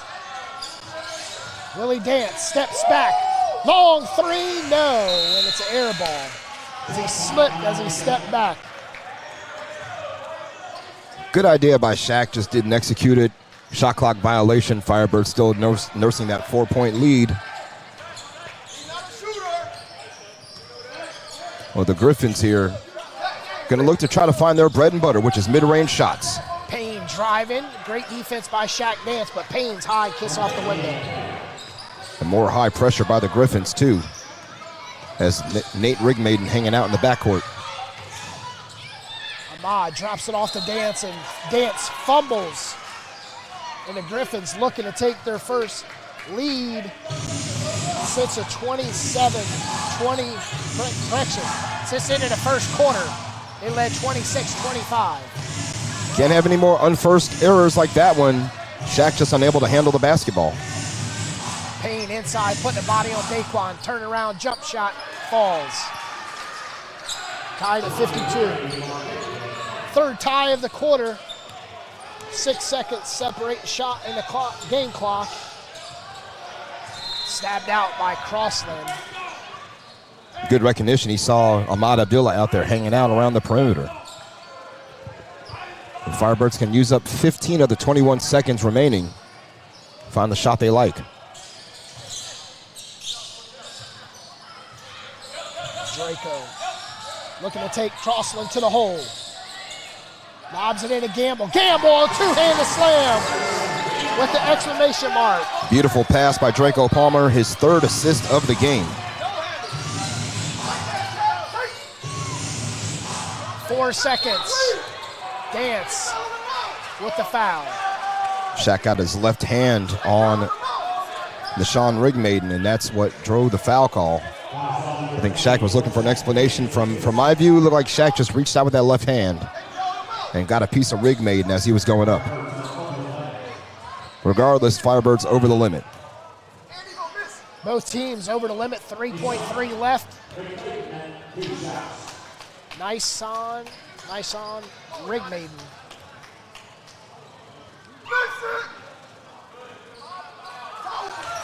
Does not fall on the first. Firebirds lead by 2. But Kelvin will check in for Payne. And Latham will have a seat as Nettles checks in. Only 3.3 to go, too, PD. Firebirds, not a lot of time to operate with if they get the rebound. They'll have to hurry up and go.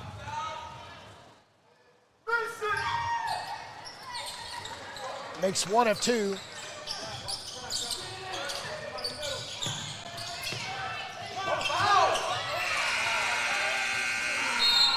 There's no foul. Firebirds go into halftime with a 1-point lead, 54-53. We're going to return with stats, facts, and figures in the first half.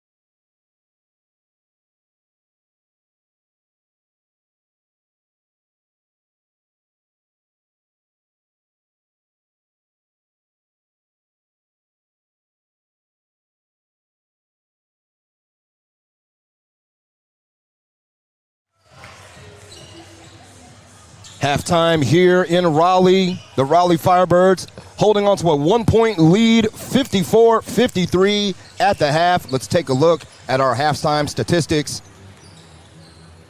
Shooting percentage, 46-41 in favor of St. Louis. Firebirds also shooting 8 of 17 from three-point range. St. Louis shooting 2 of 13 for 15%.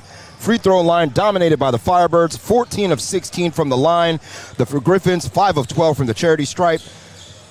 Rebounds, 33-20 in favor of the Firebirds. Assists, 11-10. Raleigh Griffins with 9 steals, just 3 off of their average already. 4 block shots for the Firebirds to lead the way. 14 turnovers for Raleigh, just 4 for the Griffins. Points in the paint dominated by St. Louis, 32-10. And on those second chance points, 7-7, even Steven right now. Points from your reserves, 17-8. And on transition, 12-11 in favor of the St. Louis Griffins. Let's take a look at the box scores for both teams. We'll start with the visitors from the 3-1-4.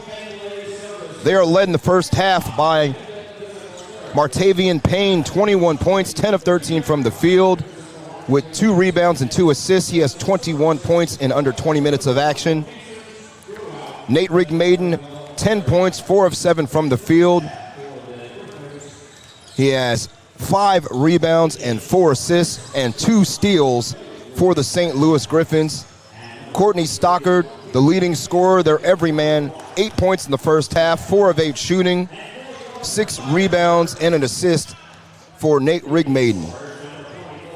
For the Raleigh Firebirds, they are led in the scoring column by Daquan Antoine, 4 of 8 from the field, 3 of 6 from three-point range, 6 of 6 from the free throw line, 3 rebounds in under 17 minutes of action.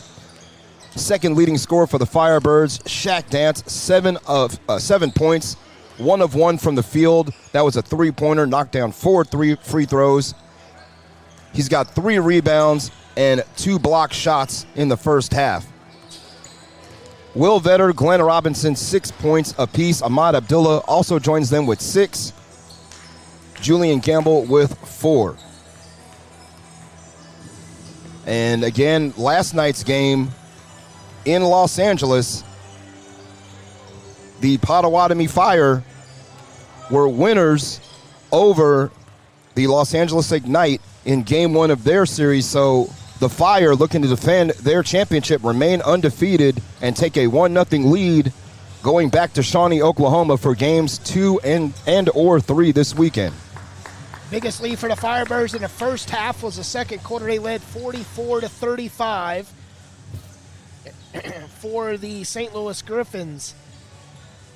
They tied it at 52, and then the Firebirds gave us our halftime score, 54-53. Biggest lead for St. Louis in the first half was 4 for the Raleigh Firebirds, 9. Got 63 seconds left until the start of the third quarter. We're going to take our last commercial breaking. Come right back here with a final 24 minutes in game 1 of the best of 3, St. Louis and Raleigh.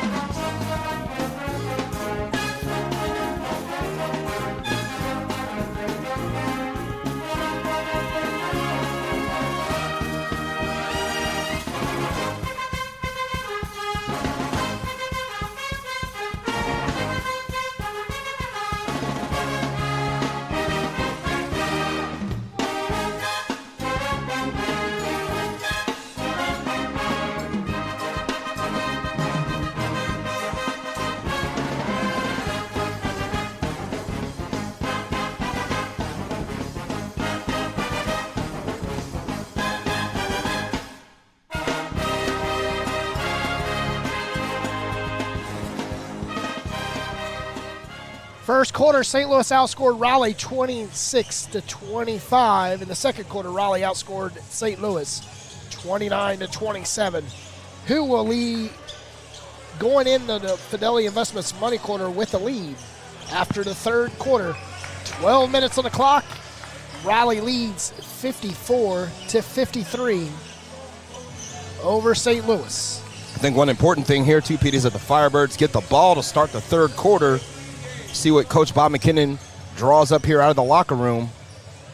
You know, halftime adjustments I would make here is that you're going to have to do a better job making the Griffins take low percentage shots. They've been too comfortable getting to the rim. Griffins set up in a full court man press. Firebirds break the press. Gamble, right side to Draco, his 3 points, 1 for 5 from the field tonight. Gamble with a soft baby hook, rims out, right in the hands of Tremont Weston. Griffins working inside to Weston. Weston spins, kiss off the window, and it tips us back up into Griffins with a 1 point lead. Stayed with it, was able to put it back home. Can't let the Griffins get more than one chance offensively. Got to crash the boards and make them go 1 and out. Daquan misses a soft touch from 8 feet. Couple good looks by the Firebirds, just can't knock them down. Rigmaiden for 3, in and out. Draco, look it up. Goes to the corner to Daquan. Daquan back to Draco. Draco driving, stops mid-range, nothing but nylon. High percentage shot by Draco, good awareness. Nice shot by Palmer to take it inside and get a higher percentage bucket. Draco 2 for 5, 2 for 6 from the field, 5 points. Tipping and tapping, and Weston back with the rebound, 11 on the shot clock. Corner 3, nothing but nylon for Stockard. Third 3-point basket of the game for the Griffins, and this one gives them the lead right back. 2 point lead for the Griffins. Draco. Double team, back out, Dance. Dance from top 3, no. And Rigmaiden with the rebound. Who's going to stop the ball? Latham turns it over, but he's trying to feed Weston. Ahmad for 3, off the mark. Griffins in transition. Flat-footed, 3, no, and the 6-foot guard almost had the rebound over Draco.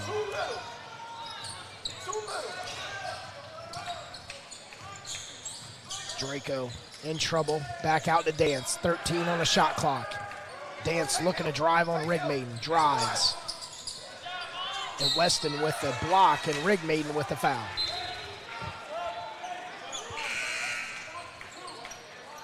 Dallas Johnson entering the game for the Griffins, and he'll replace Weston. But Firebirds only have 6 on the shot clock, Petey. They got to hurry up and get something off. Back out to Ahmad. 4 on the shot clock. 2 inside to Gamble. And we have a whistle. Oh, foul was called. They called a foul on Dallas Johnson. Firebirds got lucky there. Ahmad Abdullah didn't know the shot clock was expiring. But a foul call saves the possession for the Firebirds. Ahmad stops. Deep 2.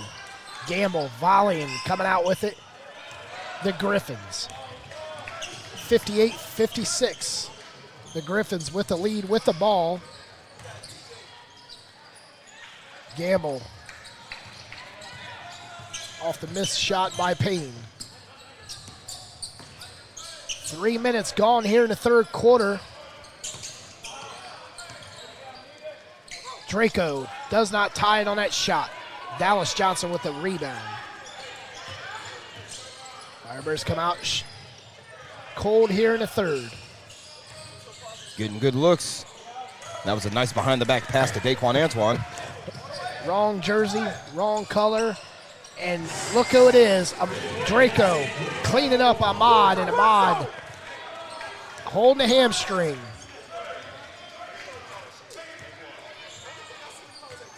Playoff time. Let's see if these guys can battle through the pain, battle through the exhaustion, the injuries, and there's a foul on Ahmad Abdullah. The pass inside to Martavian Payne.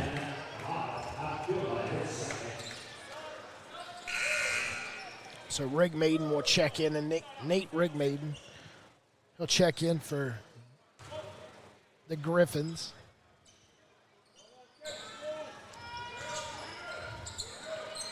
Eight minutes left. Gamble with a rebound over Dallas Johnson.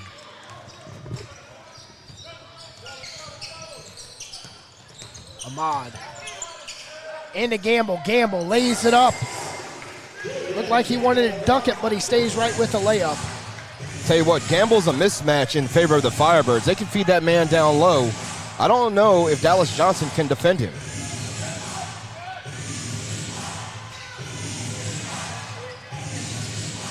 Paying back out to Dallas Johnson. He'll put up a three, and it's nothing but nylon. Again, the Griffins now sitting with that high pressure again. Dancing, Daquan steps in to Gamble, and Gamble lays it up. As soon as they close out on these shooters, they just find Gamble down low, and the big man cleans it up. Dallas Johnson stripped by Gamble. Nice move inside by Rigmaiden. Back to a 1-point lead for the Griffins. Gamble putting a body on Dallas Johnson, and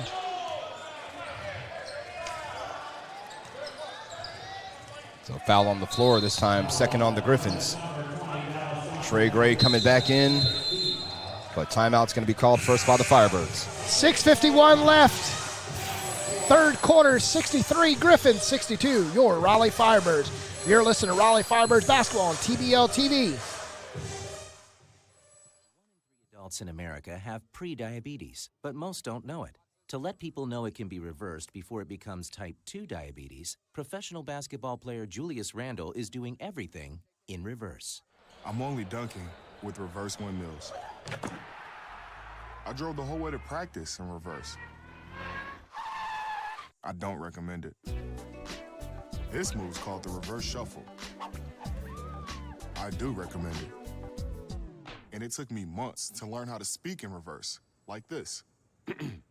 Years 10 almost for diabetes type 2 with living Ben has mama. In other words, my mom has been living with type 2 diabetes for almost 10 years. So together, we want to say to the 84 million Americans at risk, exercise and healthy eating can help reverse prediabetes. Start by taking a simple 1-minute risk test at doihaveprediabetes.org. Brought to you by the Ad Council and its pre-diabetes awareness partners. Bet he can't say that in reverse. Both teams coming into third quarter. The Griffins outscoring Raleigh by 4-2 with 4.5 minutes gone in the third quarter. PD Doors, Craig Green here. Craig, starting off slow in the third quarter is not what the Raleigh Firebirds need to do. Absolutely not. Just 2 points coming out of that locker room, and that's why they're, actually, no, not 2 points, correction. They're coming out of the locker room kind of cold, just like you said. A 54-53 lead going in. Just 8 points coming out of the locker room. The 10 of the Griffins. Getting good looks, just not knocking them down.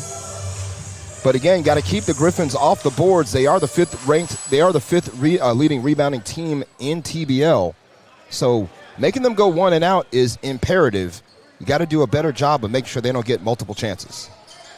Firebirds come out with Abdullah, Trey Gray, Shaq Dance, Julian Gamble, Draco Palmer. Griffins come out with Rigmaiden, Stockard, Dallas Johnson, Nate Rigmaiden, along with Martavian Payne. 14 seconds on the shot clock for the Firebirds. They'll look to inbound it to Draco. Draco looking to go around. Ahmad popping out three.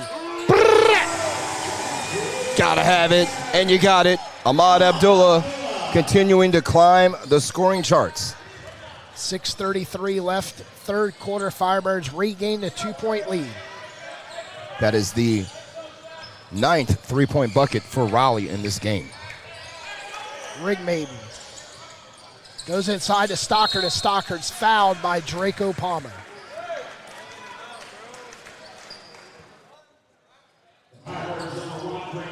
It's only Draco's first foul of the game. Firebirds have been called for 14 fouls, 16 against St. Louis. Evenly called game so far. And evenly frustrated on both sides of the court as well. We've seen both teams questioning the officials as to what is a foul call, what is not. Courtney Stockard breaks the first free throw attempt again. Coming into today, PD, Stockard was an 84% free throw shooter. He and the Griffins have struggled mightily from the line. As of right now, they're sitting at 5 of 13. Stockard makes the free throw, 65-64. That high pressure again by the Griffins, and they turn it over. And Ahmad couldn't guard both, so he let the shot go up. Miscommunication between Trey Gray and Shaq Dance. They're trying to talk it out now. Dance, driving, switches hands and goes up. 67-66. 1 point lead Firebirds, 5:51 left. Stockard stepping back on a three, driving now, kicking. Three, no, out of bounds.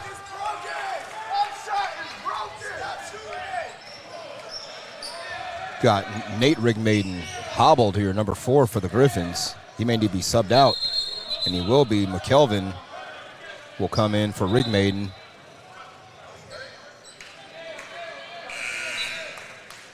Will Vetter coming into the game as well. Firebirds going, won't call it exactly small ball, but you've got 5 shooters on the floor now for the Raleigh Firebirds.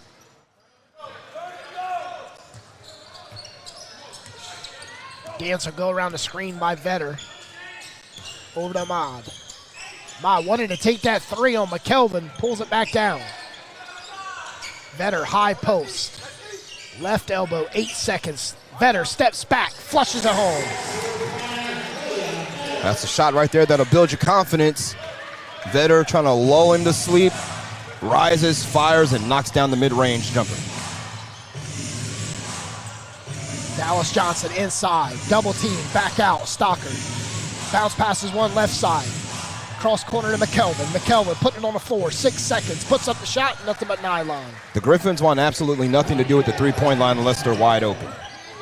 I've seen it more than once. They've had shooters, they pass the ball away from the perimeter. They're trying to find nothing but mid-range jump shots. Trey Gray driving high, kiss off the window, volleying, Vetter down with the rebound and a putback. Gray back down, triple team, trying to let it loose, and we got a jump ball. It'll be Rigmaiden and Trey Gray. Both teams working hard underneath.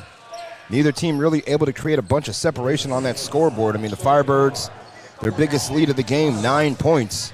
Payne leads the way for the Griffins with 23 points. He's 11 for 14 from the field. Rigmaiden driving on Draco, and Draco lets him go up. No one stopped the ball for the Firebirds. Rigmaiden walked right in and laid it up. 70-69, 4:25 left.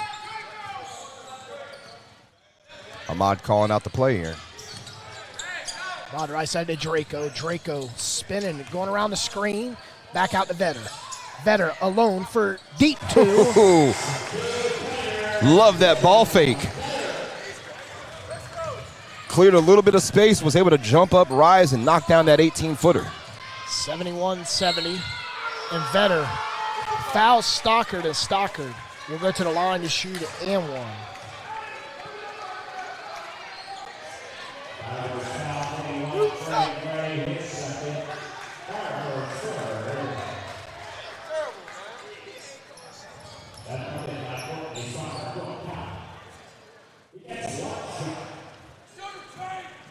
Don't want Stockard to get hot, Petey. He's sitting at 14 right now. Makes it a three-point play.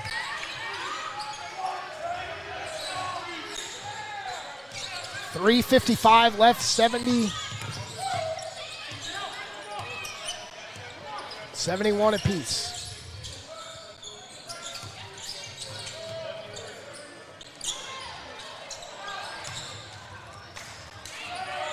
Good look. Yeah, good look by Vetter. Just couldn't knock it down. Stocker going coast to coast and is stripped. Draco. Over to Ahmad. Ahmad saves it back to Draco. Draco to the corner. Trey Gray all alone for three. Short. Solid on the release. We got a jump ball. Foul on the floor against the Griffins. Vetter looked like he was pushed.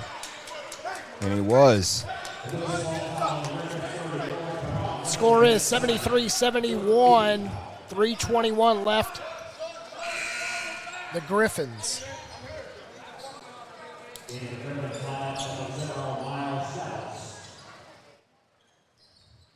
Got 3 team fouls for the Griffins, 3 for the Raleigh Firebirds here in the third quarter.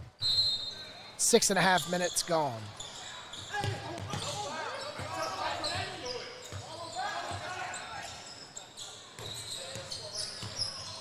The ball's in a man's hand that needs to be in. Draco's 18-footer, soft touch, gets a love from the rim. Perhaps that'll be the spark that Draco needs to get himself going. He's up to 9 points now with 5 rebounds and 4 assists. Just had 3 points at halftime. Nettles trying to get a little help off the back of the Firebirds and dunk it. Dance, lays it up, switching hands and lays it up. Nice find by Trey Gray to find Dance streaking down the right side of the floor. Dance was going up with a vengeance. He wanted to flush it home, but smart play by the veteran, just lays it up. Nettles. Nice pass on the baseline to Nettles to Weston. And we got a foul. Vetter hit in the face, but yet the foul is on him.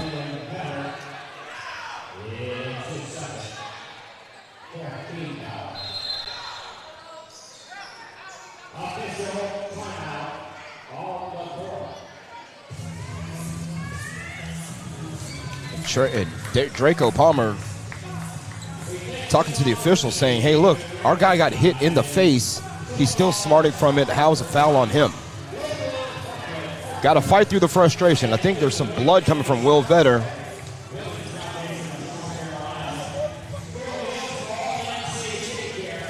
.230 left, 75-73. Raleigh Firebirds lead St. Louis Griffins here in game 1 of 3. Game 2 will be in St. Louis Saturday at 7 o'clock. If necessary, game 3 Sunday at 3 o'clock. Remember, PD Ahmad Abdullah said, pregame before the game against the Albany Patroons, they have this thing where they don't want to play on Sundays. So they try to handle it Thursday and Saturday. That's right. You got to handle your business tonight and then make that trip to St. Louis and then see what happens out there on their gym. But, of course, got to handle business right here in Raleigh this evening. You're doing a good job so far, Firebirds. You got a 2-point lead with roughly 14 and a half minutes left to go in the entire contest. You got to play Firebirds basketball. You're going to like the scoreboard at the end of the fourth quarter. That is for certain. 2:30 left, third quarter, 2-point lead, Firebirds. Third quarter is brought to you by Style Street Barbers of Apex. Make sure you give Style Street Barbers a call to book your next appointment at 984-215-9091. Some great barbers over there at Style Street Barbers. Get you lined up, edged up for the championship against the Raleigh Firebirds. 2:30 left. Craig, Daquan Antoine, cold in the third quarter, still leads the way, but Draco Palmer with 4 points, all 4 of those is when the Firebirds needed them. Draco is, he shows up when you need him. I said it last season about him. When you need him, he's there. He's knocked down some big buckets for the Firebirds this season. One of the more memorable ones I can think of right now, the Flying Cows game, knocks down that big bucket from about 20 feet out. The runner got it to fall, and then the defensive stand right at the very end to close the show. He is a clutch player. Don't know how he didn't make all first team in TBL, but Draco's the guy who doesn't need those accolades. He is self-motivated, and he wants to hoist that championship. I know it made him feel really good to post online holding that Eastern Conference trophy last weekend. Like Coach Bob just told Will, don't foul your face next time. Oh, God, gotta love it. Coach You do. Bob McKinnon. Sometimes you have to laugh from being ejected because it's, Coach McKinnon drew a technical foul in the first half, standing up for his players, and rightfully so. But got to let the cooler heads prevail here. Just play your game, and you will win this ball game tonight. And the struggles at the free throw line continue for the St. Louis Griffins, PD. They are 7 of 16. If they lose this game, they cannot say they didn't have their chances.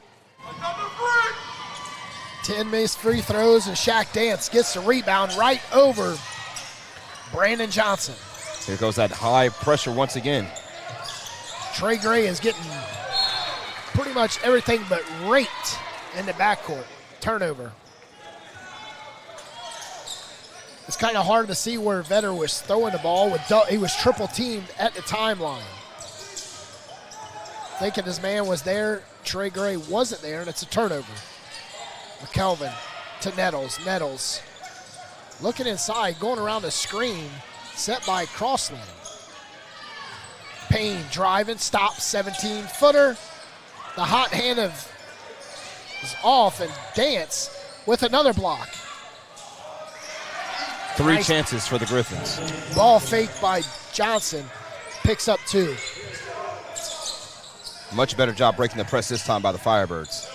3 passes, and they're across the midcourt. We got 3 ties here in the third quarter. 9 overall. Shaq Dance is pushed by McKelvin out of bounds and right in hands of Rennell Crossland.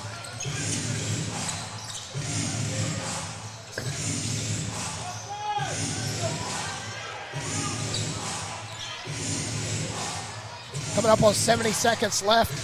McKelvin lays it up. Trey Gray frustrated. He thought he had position for the offensive foul call. Ref didn't give it to him. Got to keep playing. Finally a foul called out of that trap. A push in the back by Miles Nettles.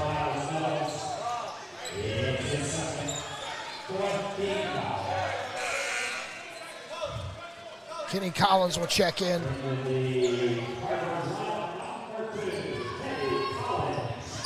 Glenn Robinson, the second in for the Firebirds, with 6 points off the bench.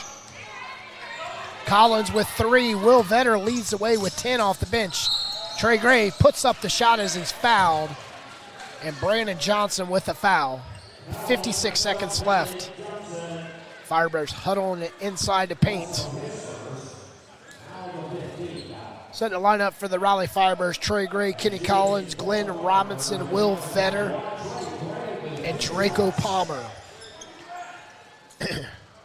Griffins with Brandon Johnson, James McKelvin, Rennell Crossland, Miles Nettles,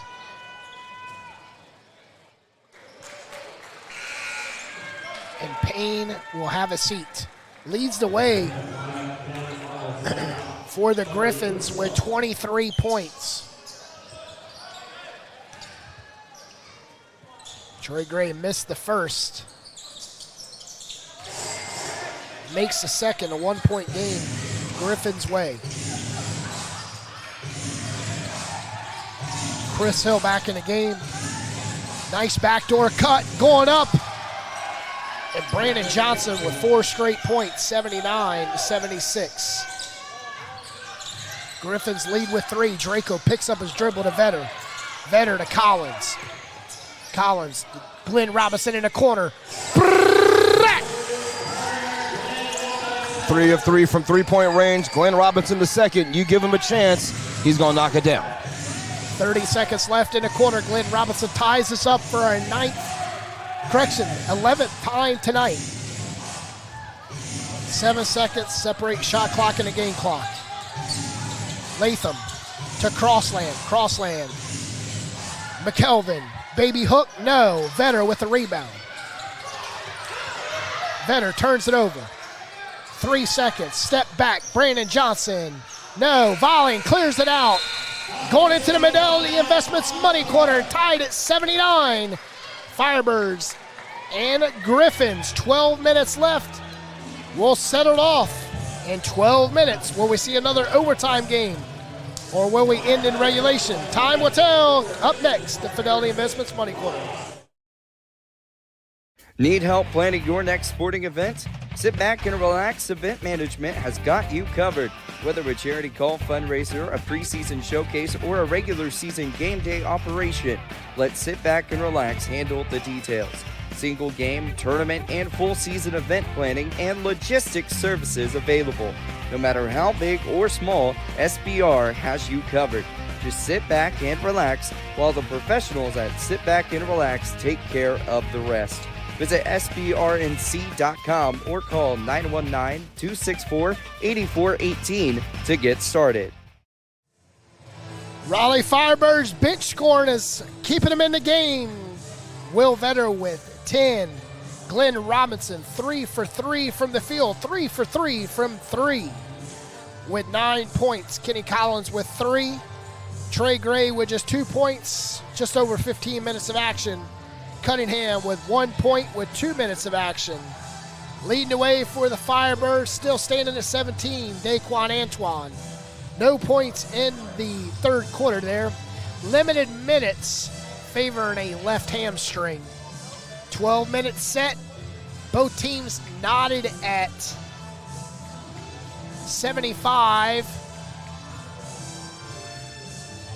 We have bench points for St. Louis, 21. Raleigh Firebirds, 20. Second chance points, 21 for the Firebirds. Correction, 11 for the Firebirds. 14 for St. Louis. 48 points in the paint for the Griffin. 20 for the Raleigh Firebirds. Biggest lead, 9 for the Firebirds, 4 for the Griffins. Leading away for the Griffins, Martavian Payne with 23 with 30 minutes of action. PD Norris, Craig Green here, bringing you coverage of the Raleigh Firebirds.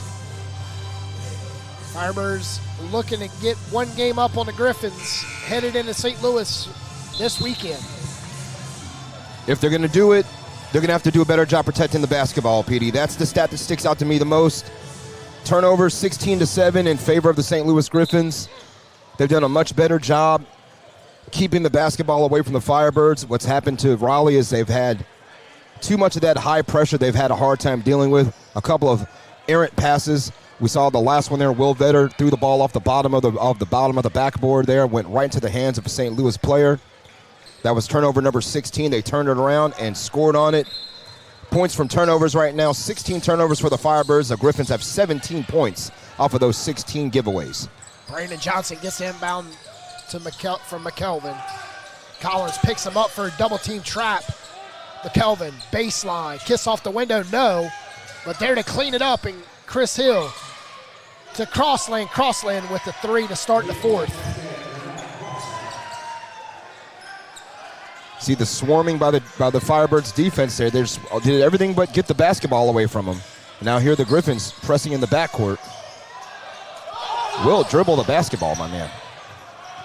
Gray beats the Griffins down the court. Kiss off the window. And Trey Gray picking up his 4th point. I don't think Vetter realized he had no pressure around him. He looked around for someone to pass the ball to. There was nothing but errant opportunity, but he found Trey Gray and was able to score the bucket. Brandon Johnson to Crossland.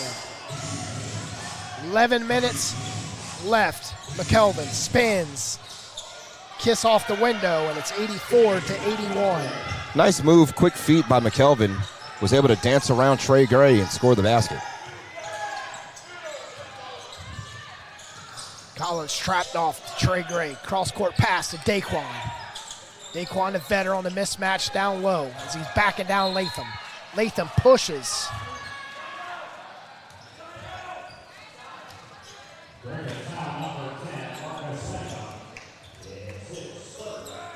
Latham with 3 fouls for the Griffins. Firebirds looking. Collins straight away 3. Nothing but nylon. And the Firebirds tie it up at 84. Nice look by Kenny Collins. Got his chance, knocked it down. That's his second 3 of the ball game. Second 3 in the house that Collins built.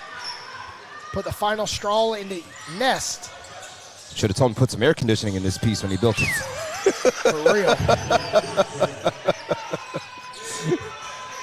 Good bucket by the Griffins. Let's see if Trey Gray can dance around the defense. Daquan looking for separation. Vetter. Double team going up. Kiss off the window, and the Firebirds tie it for the 14th time. Crossland and Hill were no match for Will Vetter. 1-on-2 didn't matter. Will Vetter got up there and sunk it anyway. Like we said in the pregame, both teams averaging over 100. We're sitting at 86 right now with 9 minutes to go.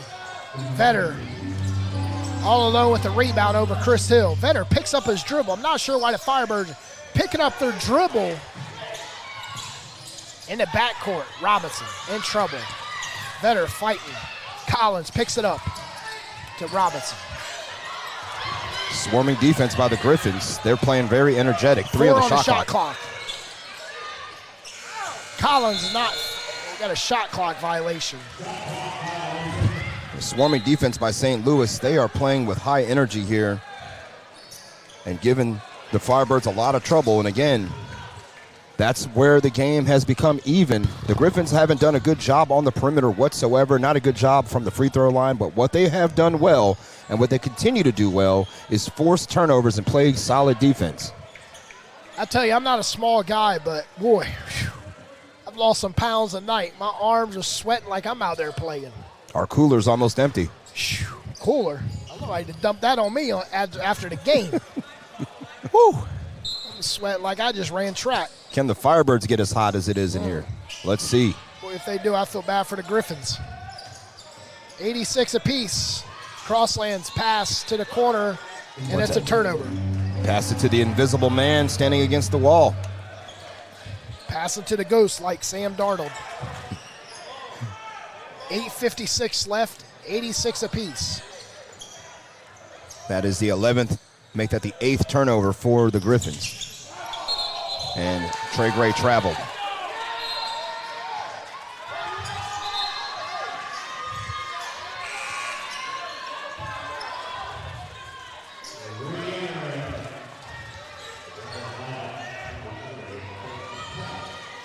All right, Firebirds, I think, Petey, need to regain their composure here. It is warm, but you got to regain your composure. You got to focus, lock in here defensively. Keep the Griffins at 86. Payne, double team, turns it over to Robinson. Robinson, stopping. 8-footer and one. That's how you do it, young man. You go down, you fight the adversity, you make the shot. You focus, don't worry about the contact, it'll handle itself. Foul on Miles Nettles. That's why he's the number 5 overall pick for the Raleigh Firebirds. TMO Wade Harris and GM Chris Leitner saw it. Now we see it displayed right here in Raleigh. Glenn Robinson gets all that. 3-point play, 3-point lead. Now the Firebirds trying to high press now. Trapping off Nettles to Crossland. Crossland backdoor. Little southpaw baseline shot for Latham. Pretty good defense, too, by the Firebirds and by Glenn Robinson. Just a good shot by Latham.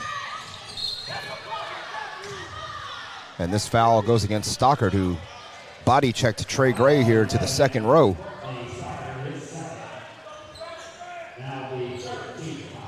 So it should be 3 on Stockard, and he has a technical foul as well. So, again, Stockard will have to be on his best behavior for the final 8 minutes.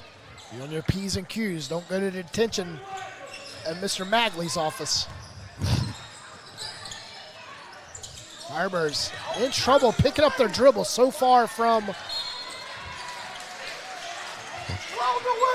another unforced error. Firebirds have to hurry up. They're turning around, looking around. Meanwhile, the Griffins continue to play, and they retake the lead. Courtney Stockard took advantage of the Firebirds trying to communicate and get back on defense. Collins.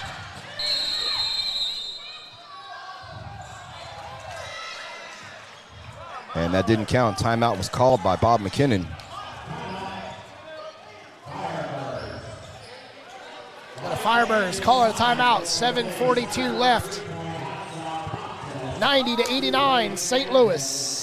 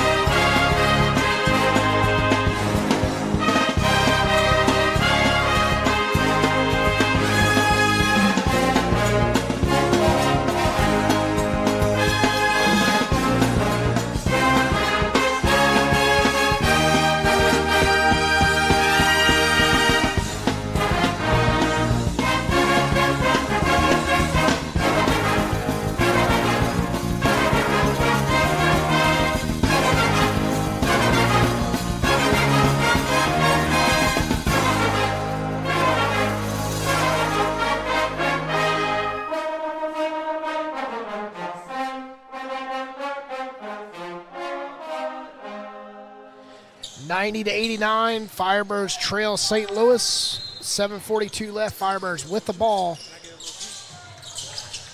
Glenn Robinson out to Trey Gray. Trey Gray going around the screen from Kenny Collins. Gray guarded by Nettles, puts up the three, wraps around and out. Collins back to the corner. Inside the Vetter on that left block. Vetter back out, Trey Gray. Nice rotation on the ball, couldn't fall. Latham with the rebound. Got some good looks, Trey Gray. I mean, followed through and everything. He's just off tonight. Payne taking Collins to the hole, and it's good. Payne tonight, 25 points for the Griffins.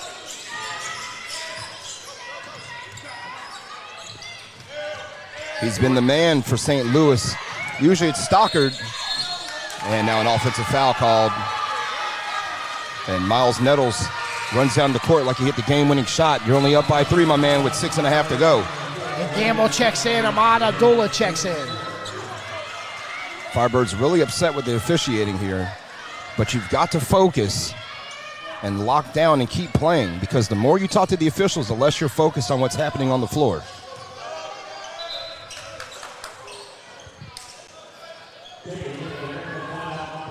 I mean, there's no replay in TBL, there's no challenges, so it's pointless to talk to the officials, I think. Correct. 6:50 left, 92-89. Something that TBL needs to look into next year is the replays. Payne off the elbow, Gamble with the rebound. Ahmad and Gamble checked in the last dead ball for the Firebirds. Ahmad inside to Gamble. Gamble lays it up off the left side. Julian Gamble's done a good job cleaning up the boards, and now a quick foul called. Gamble up to 10 points, 9 rebounds in this game.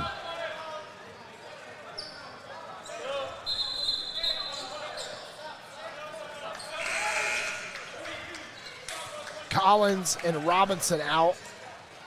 Dance along with Draco check in. Firebirds have their starting 5 on the floor. You got to imagine this is going to be for the remainder of the game. 6:20 left, 1-point game. This is why both teams are in the Final Four.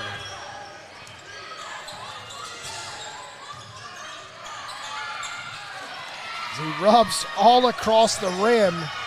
Tough finish there, and looked like Stockard and Shaq Dance bumped knees. Firebirds break the press. Down by 3. Do not need a 3 now. Ahmad didn't hear you.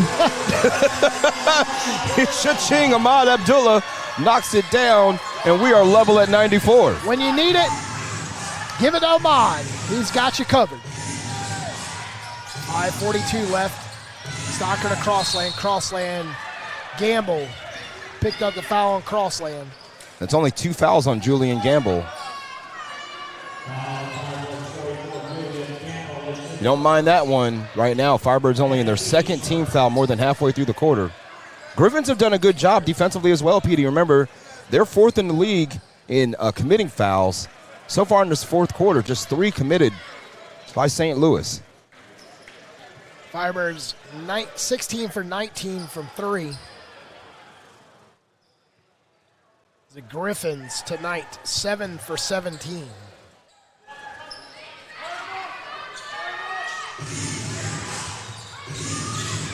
Popping out.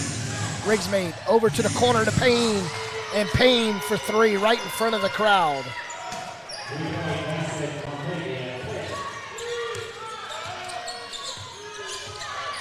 Biggest lead for St. Louis tonight's 4 as Daquan ties it up at 97. Daquan said, "You're not the only one that can hit the 3. 20 points for Daquan." And the Firebirds are loaded with marksmen. 3-point line is not the forte of St. Louis, but they found a couple of trays here in this fourth quarter. Firebirds need to find Trey Gray, and Trey needs to get hot also. Stockard. Good Inbounds defense. pass, great defense by Gamble. Gamble looking, and Latham.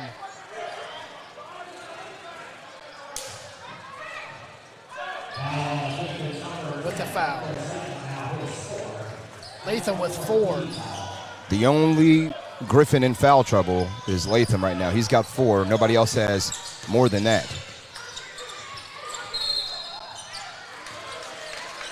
And now a foul called on the floor. A mismatch in the favor of Gamble. And foul will be called against Payne. I believe that should be the 5th foul. That should put the Firebirds over the limit. The Griffins over the limit.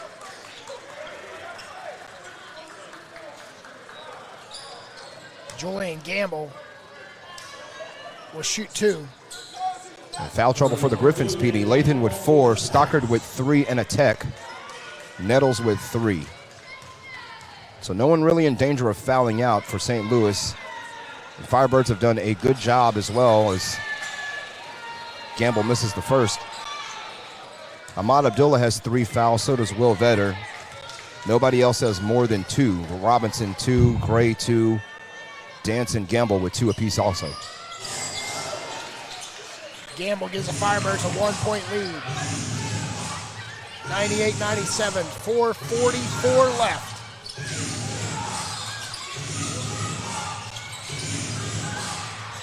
In trouble is Crossland. Look at that Shot steal. Dance steals it. Back to Gamble, and a pass. That pass knew where Gamble was, and Gamble slams it home. What did I tell you about Shaq Dance springing the Firebirds in transition? He does it once again. The behind-the-back pass was a thing of beauty. Gangsters don't dance, they boogie. We're right back to a 1-point contest as Latham, playing with 4 fouls, knocks down that mid-range jump shot. Ahmad crossing the 4-minute mark with the ball. Looking to take 7 on the shot clock. Back to Ahmad. Ahmad from the corner. 2. Long 2, and you hear the Firebirds fans getting excited now. 102-99. Payne to the corner. Latham for 3. Ties it up. Of all the times for the Griffins to start knocking down 3-pointers, it's in the fourth quarter. The 4th worst team in the league at shooting 3-pointers, under 28%, and they've knocked down 3 of them here in the 4th. Daquan was shoved by Payne. 8 on the shot clock. Gamble with the pass. Going up and one. Look at that, Gamble. The dancing bear finds his way to the rim once again. He's moving without the basketball, and a great job to find him by Daquan Antoine on the bounce pass, and a beautiful finish by the big man from the U. 6'9" Julian Gamble moving like he's a 5'4" point guard. Gamble, 15 points, 9 rebounds in this game. Gamble, 15 off the bench.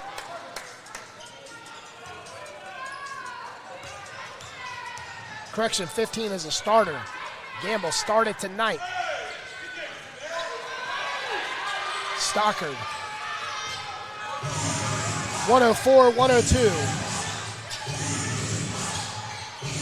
2-point lead. Stockard misses. And who was that? Nashawn Rigmaiden. Yeah, you're right. It was Johnson. 20, not 2. Tied at 104. Ahmad to Gamble. Gamble. Take him, Gamble. Taking Dallas Johnson back out. Ahmad with 6. Ahmad to Gamble. Gamble with a little soft touch. Couldn't find the bottom. Gets the rebound. 12 seconds on the shot clock. Gamble put his shoulder right on the chest of Stockard. Stockard tried to sell it. Thought he was out here in the UEFA Champions League drawing a foul and thought he was going to get Gamble for a yellow card. Instead, Gamble stays with it, finishes, puts the Firebirds back in front. Latham for deep 3. Oh, my goodness. The screw on the rim must have fell off as it had the shooter's roll. The only thing keeping the Griffins in this game right now is the fact they've knocked down these 3-pointers in the fourth quarter. 2 minutes left. Ahmad. One good trade deserves another, and the Firebirds have the marksmen to keep up with the Griffins. The Griffins don't have it. The Firebirds do. Latham, shaking and baking, top of the key. Driving. Switches hands, and it falls. 109 apiece.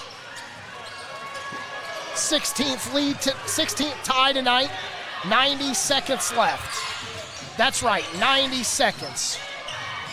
Ahmad, shaking and baking, steps in, 3.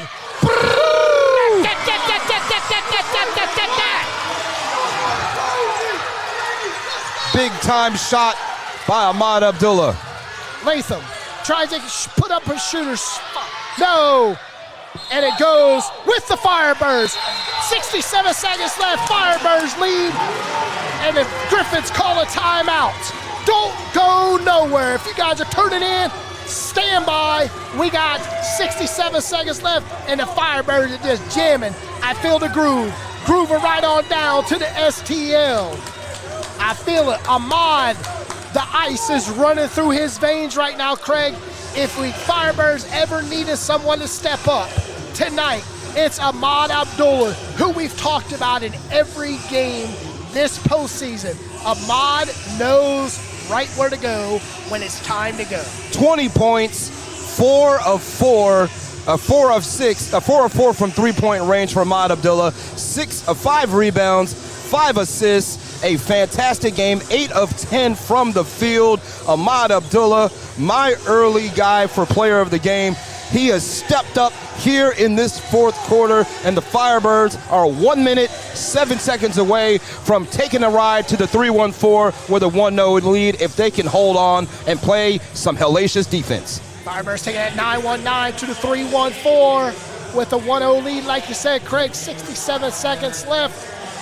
Firebirds need to calm down, slow down now. They don't need to get too crazy. Don't need to watch the inbound because you know exactly what the Griffins going to do. They're going to come out and try to push you in the backcourt. They're feeling confident with their 3-point shot right now as well. So you've got to do a really good job keeping your eyes on the man with the basketball. The Griffins will do a good job trying. They're going to do their best to try to move without the ball to free up some space. Their bread and butter has been that short mid-range shot from about 12 to 15 feet out. They may look for that, but they're also feeling very confident from the perimeter here in the fourth quarter. They've knocked down 4 threes. I'm sure they don't see a reason why they can't knock down a fifth and level this game again. But it all starts here for the Firebirds on defense. You have got to lock down here defensively and force the Griffins into a mistake. Griffins are 48%, 15 for 31. Correction, that's the Firebirds. From three, the Griffins are 8 for 24, 33%. The big difference, the Griffins missed 10 free throws. The Firebirds call the timeout to advance the ball. 67 seconds left. We're going to take a timeout with them. You're listening to Raleigh Firebirds basketball on TBL TV.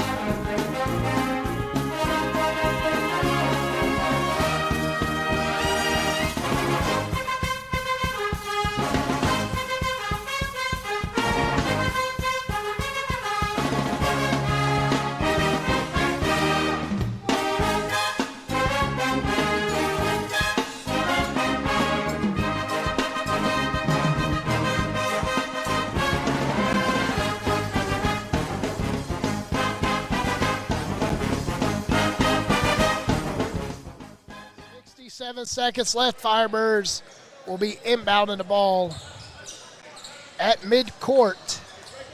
We're just on this side of midcourt. On their side of midcourt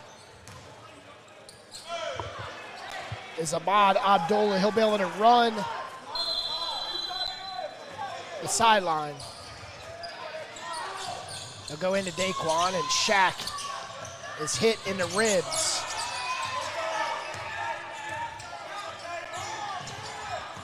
Under a minute to go now.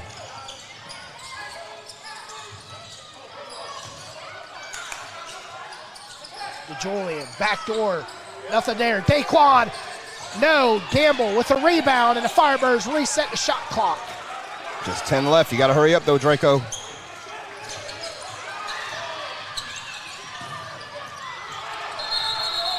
Griffins call a timeout. 35 seconds left, 3-point game. Firebirds ate up a good amount of time, though, PD. With that last possession and a half, they got the offensive board and were able to drain some of that clock. They still have a 3-point lead, 35 even to go on the game clock. But it will belong to St. Louis. They need a 3 to tie, obviously. What will be their strategy? Will they go for a quick 2 and try to defend in full court press? That feels like the likelihood for a team that is, let's just say they're not proficient from 3-point range, but they found the stroke in the fourth quarter. They started off the game 0 of 9 from 3-point range before they finally hit 1. Firebirds have 3 fouls to give before they put the Griffins on the line. And the Griffins are over the limit, so any foul against St. Louis will put the Firebirds to the charity strike. 112 to 109. The Griffins saw themselves in the same predicament on Friday night, on last Sunday night against Medora. Firebirds love to win at home and take the first game, because I can tell you, Craig, this team right here will not lose 2 nights in a row. No, the Griffins are a tough out. We can see that already, 18-2 coming in. And I said it before on the pregame show, the Firebirds, and in this announcer's opinion, the hottest team in TBL coming into the playoffs. This gym is not a place where opponents really want to come. Only a few teams have won here. Albany got a win here. The Virginia Valley Vipers got a win here. That's about it. Firebirds are 13-3 at home this season. Not because they like losing at home. Nope. They do a good job defending home court. The games they lost were games that got away from them. They could easily be undefeated at home. But they've done a good enough job here at home and on the road. And we saw it just this past weekend in Albany. So let's see what the Griffins have here. 35 seconds to go, down by 3. 112 to 109, Firebirds on defense. They are fouling. Daquan will give that foul. Eats up 2.5 seconds off the game clock. And perhaps could have waited a little bit longer for that foul there. Didn't let enough time run off the clock. The Griffins are in desperation mode. They need a 3 to tie this game. And now you hear over here Coach McKinnon telling his players, do not foul. And 22 on the game clock, asked for by Kevin Sway.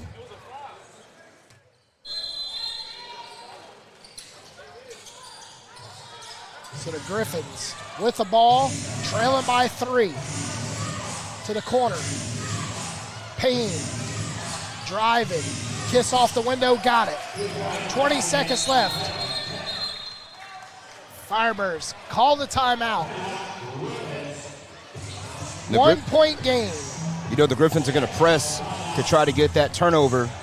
So the Firebirds are going to have to drop their best play against the press to get the ball in bounds. Once the ball's in bounds, you need to keep it moving until the Griffins decide they want to foul you. So who will be on the floor for the Firebirds here? You got to imagine it's going to be 5 of your best free throw shooters, 5 of your best ball handlers and ball movers for this final 20.5 seconds. But again, the Griffins decided to go with a 2-pointer here to get something on the board. And now they're trailing by 1. Nice crowd on hand here tonight in Raleigh. Great crowd. They have been engaged in this game, I would say pretty much ever since we saw the mini scrap on the floor in the first half. I think they've been dialed in for the entirety of this contest, and they have been treated to a hell of a ball game. And we still got 20 seconds to go. Can the Firebirds finish the job and go to St. Louis needing just one more win to advance to the championship round? 112 to 111. 20 seconds left, Firebirds with the ball.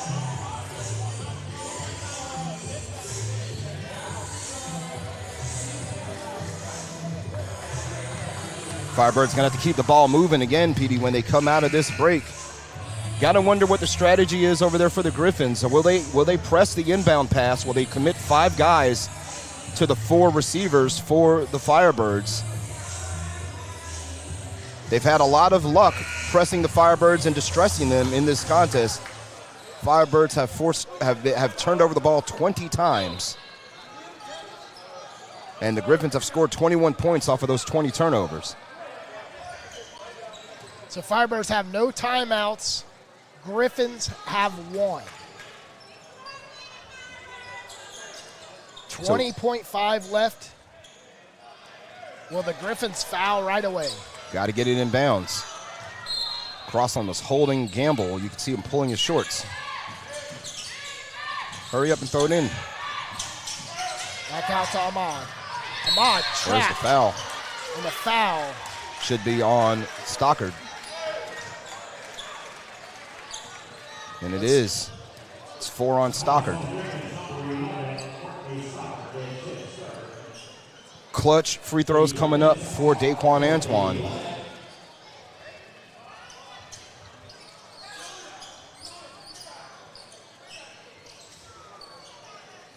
Correction, it's Ahmad Abdullah with the free throws. 17.1 left. Ahmad needs at least 1, if not both. Makes the first.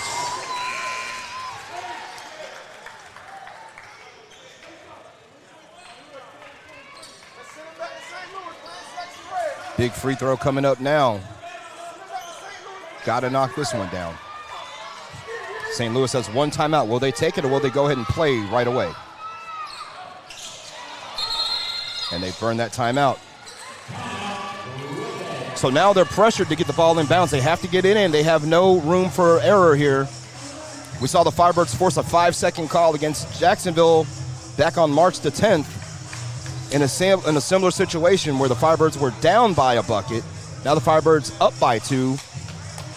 St. Louis, no timeouts, and have to get the ball in bounds. Neither team has a timeout right now. 16.5 on the clock. 2-point lead Firebirds way.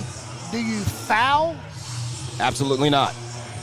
You play defense because the next foul puts you over the limit. If you foul them right now, the Griffins are shooting free throws. So you've got to just play defense and get back. I don't know if St. Louis will take a 3 here at all, but what they can do is they may try to get something quick here and then force the Firebirds into a turnover and then maybe get a quick bucket. 113 to 111, 65, 16.5 left. Wow. Tonight leading the way for the Griffins, Payne with 30, followed by Stocker with 19, Latham with 14, Rigmaiden with 12, Weston with 6, Crossland with 8, Johnson with 6, Dallas Johnson with 5, and McKelvin with 8. For the Firebirds, Vetter with 12 and Robinson with 12 off the bench, followed by Trey Grace 4, Cunningham's free throw, Collins with 6. Daquan with 20, Ahmad with 21, Shaq Dance with 11, Gamble with 17. Draco Palmer with 9. Every Firebirds starter other than Julian Gamble's in 30 minutes. Between Julian Gamble and Will Vetter with 20 minutes off the bench. Here we go.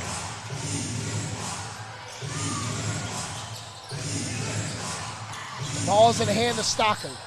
Stocker driving. And we have a foul. The foul's on Shaq Dance. He'll shoot 2. Stocker really had no intention on driving to the basket and scoring. He had every intention on trying to draw contact and a foul. He got the cheapie he wanted. Now you've got to make the free throws. You're terrible, I say. Been terrible the whole game. 113 and 111, 11.2 left.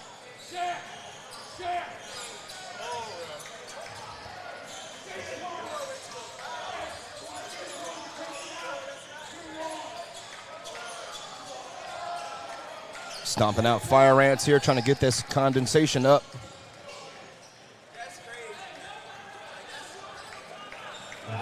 Good part about it was Stocker to the line tonight. Stocker at the free throw line's 2 for 6. That's the man you want to foul. He's an 84% free throw shooter, and we'll see if he can knock him down here. That one way off. Need to box out, box out, box out, box out, box out.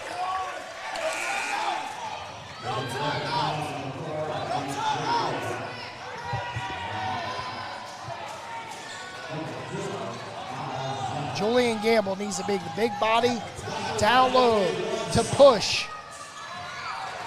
Crossland out. Lane violation.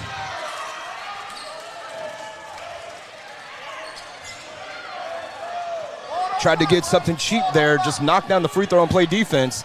Instead, the Firebirds again get the ball up by 2 with 10.2 to go, and the Griffins have to foul because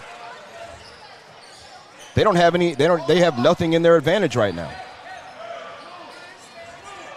What a critical mistake by Courtney Stocker.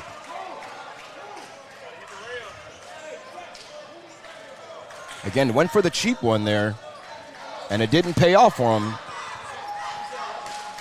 Here to chant over there, Firebirds.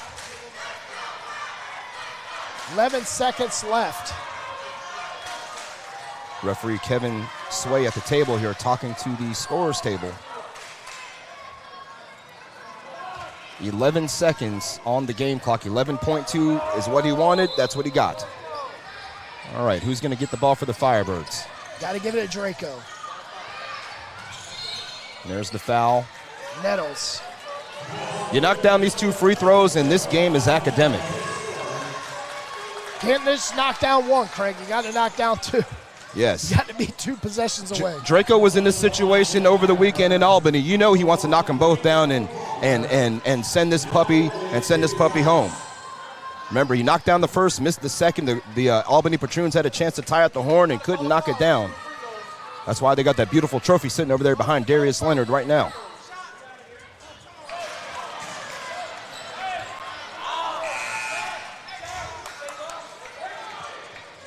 Got to knock this one down, Draco. Regardless of the situation, the Griffins have no timeouts.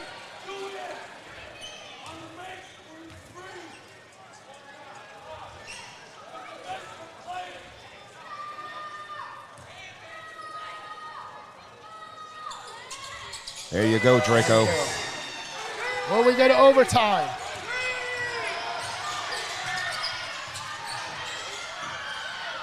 Three up, and it's off the side of the backboard, and that's it.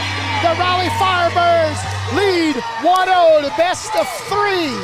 The Raleigh Firebirds defeat the St. Louis Griffins 114 to 111.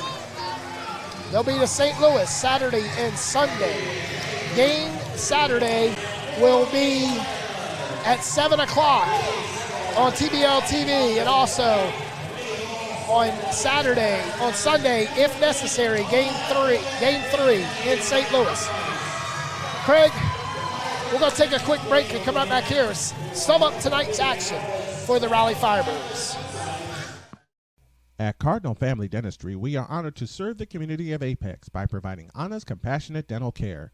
We focus on preventative care and education to make sure all of our patients enjoy optimal dental health, and we offer judgment-free treatment if you're in need of a corrective procedure. Dr. Barker and the rest of the Cardinal Family Dentistry team want to be a resource for you when it comes to your dental health. So we always keep you well informed and offer honest guidance to help you make the best decisions for you and your family. Give them a call today at 919-589-5001. That's 919-589-5001. Or visit them online at cardinalfamilydentistry.com.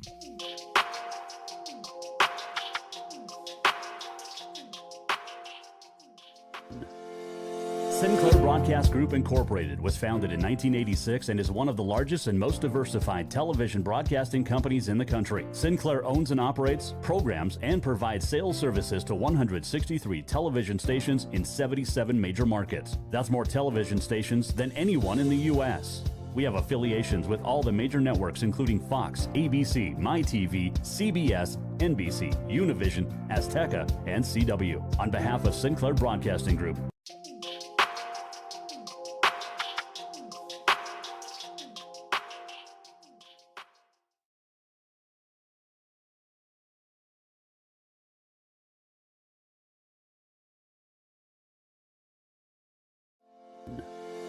Sinclair Broadcast Group Incorporated was founded in 1986 and is one of the largest and most diversified television broadcasting companies in the country. Sinclair owns and operates, programs, and provides sales services to 163 television stations in 77 major markets. That's more television stations than anyone in the U.S. We have affiliations with all the major networks including Fox, ABC, MyTV, CBS, NBC, Univision, Azteca, and CW. On behalf of Sinclair Broadcasting Group,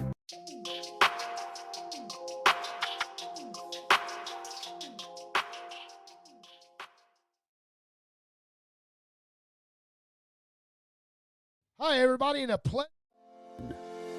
Sinclair Broadcast Group Incorporated was founded in 1986 and is one of the largest and most diversified television broadcasting companies in the country. Sinclair owns and operates, programs, and provides sales services to 163 television stations in 77 major markets. That's more television stations than anyone in the U.S. We have affiliations with all the major networks including Fox, ABC, MyTV, CBS, NBC, Univision, Azteca, and CW. On behalf of Sinclair Broadcasting Group.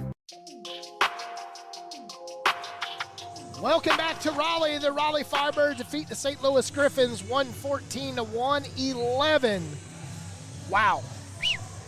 Pretty hot in here, Craig. A heck of a ball game and a hot finish, too. And the Firebirds stand on business here And now they go down, baby. Yo Street in the Range Rover. Sweet, sweet baby. Cock ready to let him go. Let's see what they can do here in Nellyville. Up 1-0. Now, Petey, we said they stand 4 wins away, and now they are three wins away from hoisting the Lily. One more win, and they'll be right back here next Thursday night against the winner of the LA Ignite and the Potawatomi Fire. And that series going to game 2 tomorrow night from Oklahoma. But Craig, the Firebird that earns the player of the game. You know, you can't take it away from all four starters, 4 of the 5 starters. Honestly, you can't take it away from Draco, too. Draco hitting a free throw at the 1 of 2 at the end there.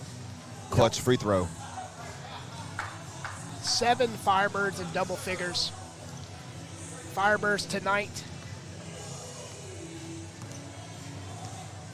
Shots 50% from the field. St. Louis Griffins 51%. Griffins 58% from 2. Firebirds 52%. Firebirds shot 46% from 3. Griffins were 8 for 25. Firebirds 19 for 26 from free throw. Griffins left 12 points on the board at the free throw line. Firebirds out-rebound the Griffins 53-39. And assists, the Firebirds 27 assists, the Griffins 24. Griffins with 11 steals, Firebirds with 6. Firebirds with 5 blocks, Griffins with no blocks. Turnovers, Griffins with 11, Firebirds with 20. Points in the paint, Griffins with 64, Firebirds with 32. They doubled up the Firebirds in the paint. Second chance points, and Griffins won that side of the ball 19-13. And, you know, leading the way for the Firebirds tonight, Ahmad Abdullah with 21, Daquan Antoine with 20, followed by Julian Gamble 17, Will Vetter with 12, along with Glenn Robinson 4 for 4 from 3, 4 for 4 from the field with 17 minutes with 12 points for the Raleigh Firebirds, followed up by Shaq Dance's 11 with 31 minutes of action. Kenny Collins with just 13 minutes with 6 points. Trey Gray with 20 minutes of action with 4 points. Jerome Cunningham with 1 point. Desmond Jackson did not see any time, neither did Troy Baker. They'll go with the box scores for the St. Louis Griffins. Craig? The Griffins, who had 4 players in double figures tonight, they were led by Martavian Payne, who scored 30 points on 14 of 21 from the field, knocked down 2 trays. He had 4 assists, 2 rebounds, 3 steals for the St. Louis Griffins, followed up by Courtney Stockard, 19 points, 8 of 15 from the field. He knocked down a big 3-pointer in the 4th quarter, had 10 rebounds on the game, followed up behind him, Lathan with 14 points, 6 of 12 from the field. Nate Rigmaiden, 12 points, 5 of 11 from the field in the game. And Crossland followed up with 8 points, 3 of 7 from the field for the St. Louis Griffins, who go home down 1-0 to the Raleigh Firebirds, and now find themselves in a precarious position because they have to win on Saturday or their season is over. You can take a look at the screen now as we will show where the path to the Lily. The Firebirds now up 1-0 against the Griffins. The Potawatomi Fire up 1-1 in the Western Regional Finals. But Craig, next broadcast will be next Thursday in the finals. If the Firebirds pick up one more win in St. Louis, they'll need to get 1 win on the road. It's a good feeling when you go on the road up with just needing 1 win. You got 2 games to get 1. That's what we said when they left out of here against Jacksonville a couple of weeks ago. They went down, handled business on that Saturday, and were able to come away with a sweep of the Atlantic Southeast Division champions. In my opinion, the rightful champions are the Raleigh Firebirds, and they've proven it tonight by eliminating the 95ers, eliminating the Albany Patroons, and now, again, 1 win away from eliminating the East Regional Champions from 2023. Again, can the Firebirds do it? We will remain to be seen this weekend, but hopefully, Petey, you and I will be right back here next Thursday night. All right, the next broadcast will be in St. Louis in the 314 on the TBL TV, as the Raleigh Firebirds will take on the St. Louis Griffins Saturday from St. Louis at 7 o'clock. That's 6 o'clock Central Time. And Craig, it's always great to call a game with you. I look forward to more games. Next week we'll be back here next Thursday in the finals. Like you said, if the Firebirds pick up one road win in the 2 games they've got in St. Louis. And they have got to feel good about what they've done. And this win right here is going to send shockwaves through TBL. I'm pretty sure folks looked at St. Louis Griffins' record and said, this is a team destined to make their way back to right what happened last season against Potawatomi in the finals. Not so fast. The Raleigh Firebirds are a team of destiny, the hottest team in TBL. And right now they stand not 1, not 2, but 3 wins away from putting another trophy in Mr. Wade Harris's trophy case. All right, Craig, like I said, thank you very much. We'll be back next Thursday right here in Raleigh at St. Aug's University. I'll see you then, my friends. Same bat time, same bat channel. On behalf of High Level Media and the Raleigh Firebirds, a special thanks to our fans, coaches, and players, along with our officials, for making tonight's game a memorable game. The final score from Emory Gymnasium on the campus of St. Aug's University in Raleigh, North Carolina, your Raleigh Firebirds 114, the St. Louis Griffins 111. Always remember, talent might make you good, but it's your attitude and work ethic that will make you great. Good night and God bless from Raleigh, North Carolina. This copyright telecast may not be reproduced, transmitted, or used in any form without the authorized written consent.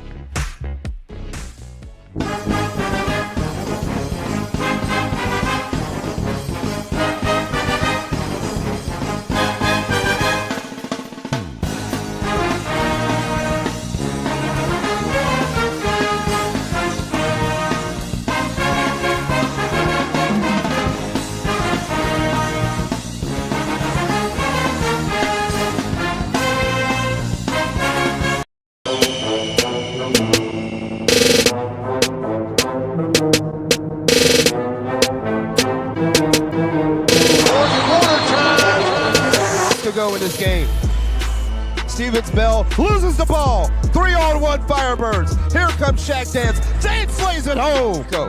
What a time for him to have a bucket right now. Draco, you know it. Catches it. Dance fires it from Northeast Raleigh and hits it. Ahmad Abdullah for 3. You know it. Nice screen. 3. Draco all night. Cunningham spinning, top of the key, driving, switching hands, and Cunningham. Double screen, elbow shot, and 1. Great, all alone, 3. Shaq Dance with a putback. Gangsters don't dance, they boogie. Draco puts up the shot, and it's good. Draco with the dagger. 3-on-1 and Shaq Dance flushes it home. Tatum, alley-oop to Spencer, and he throws it down. Some separation. Draco, 3. Ahmad, 3. Swings it around. Side 10 on the shot clock. Trey Gray. Just like that, Firebirds 2-3.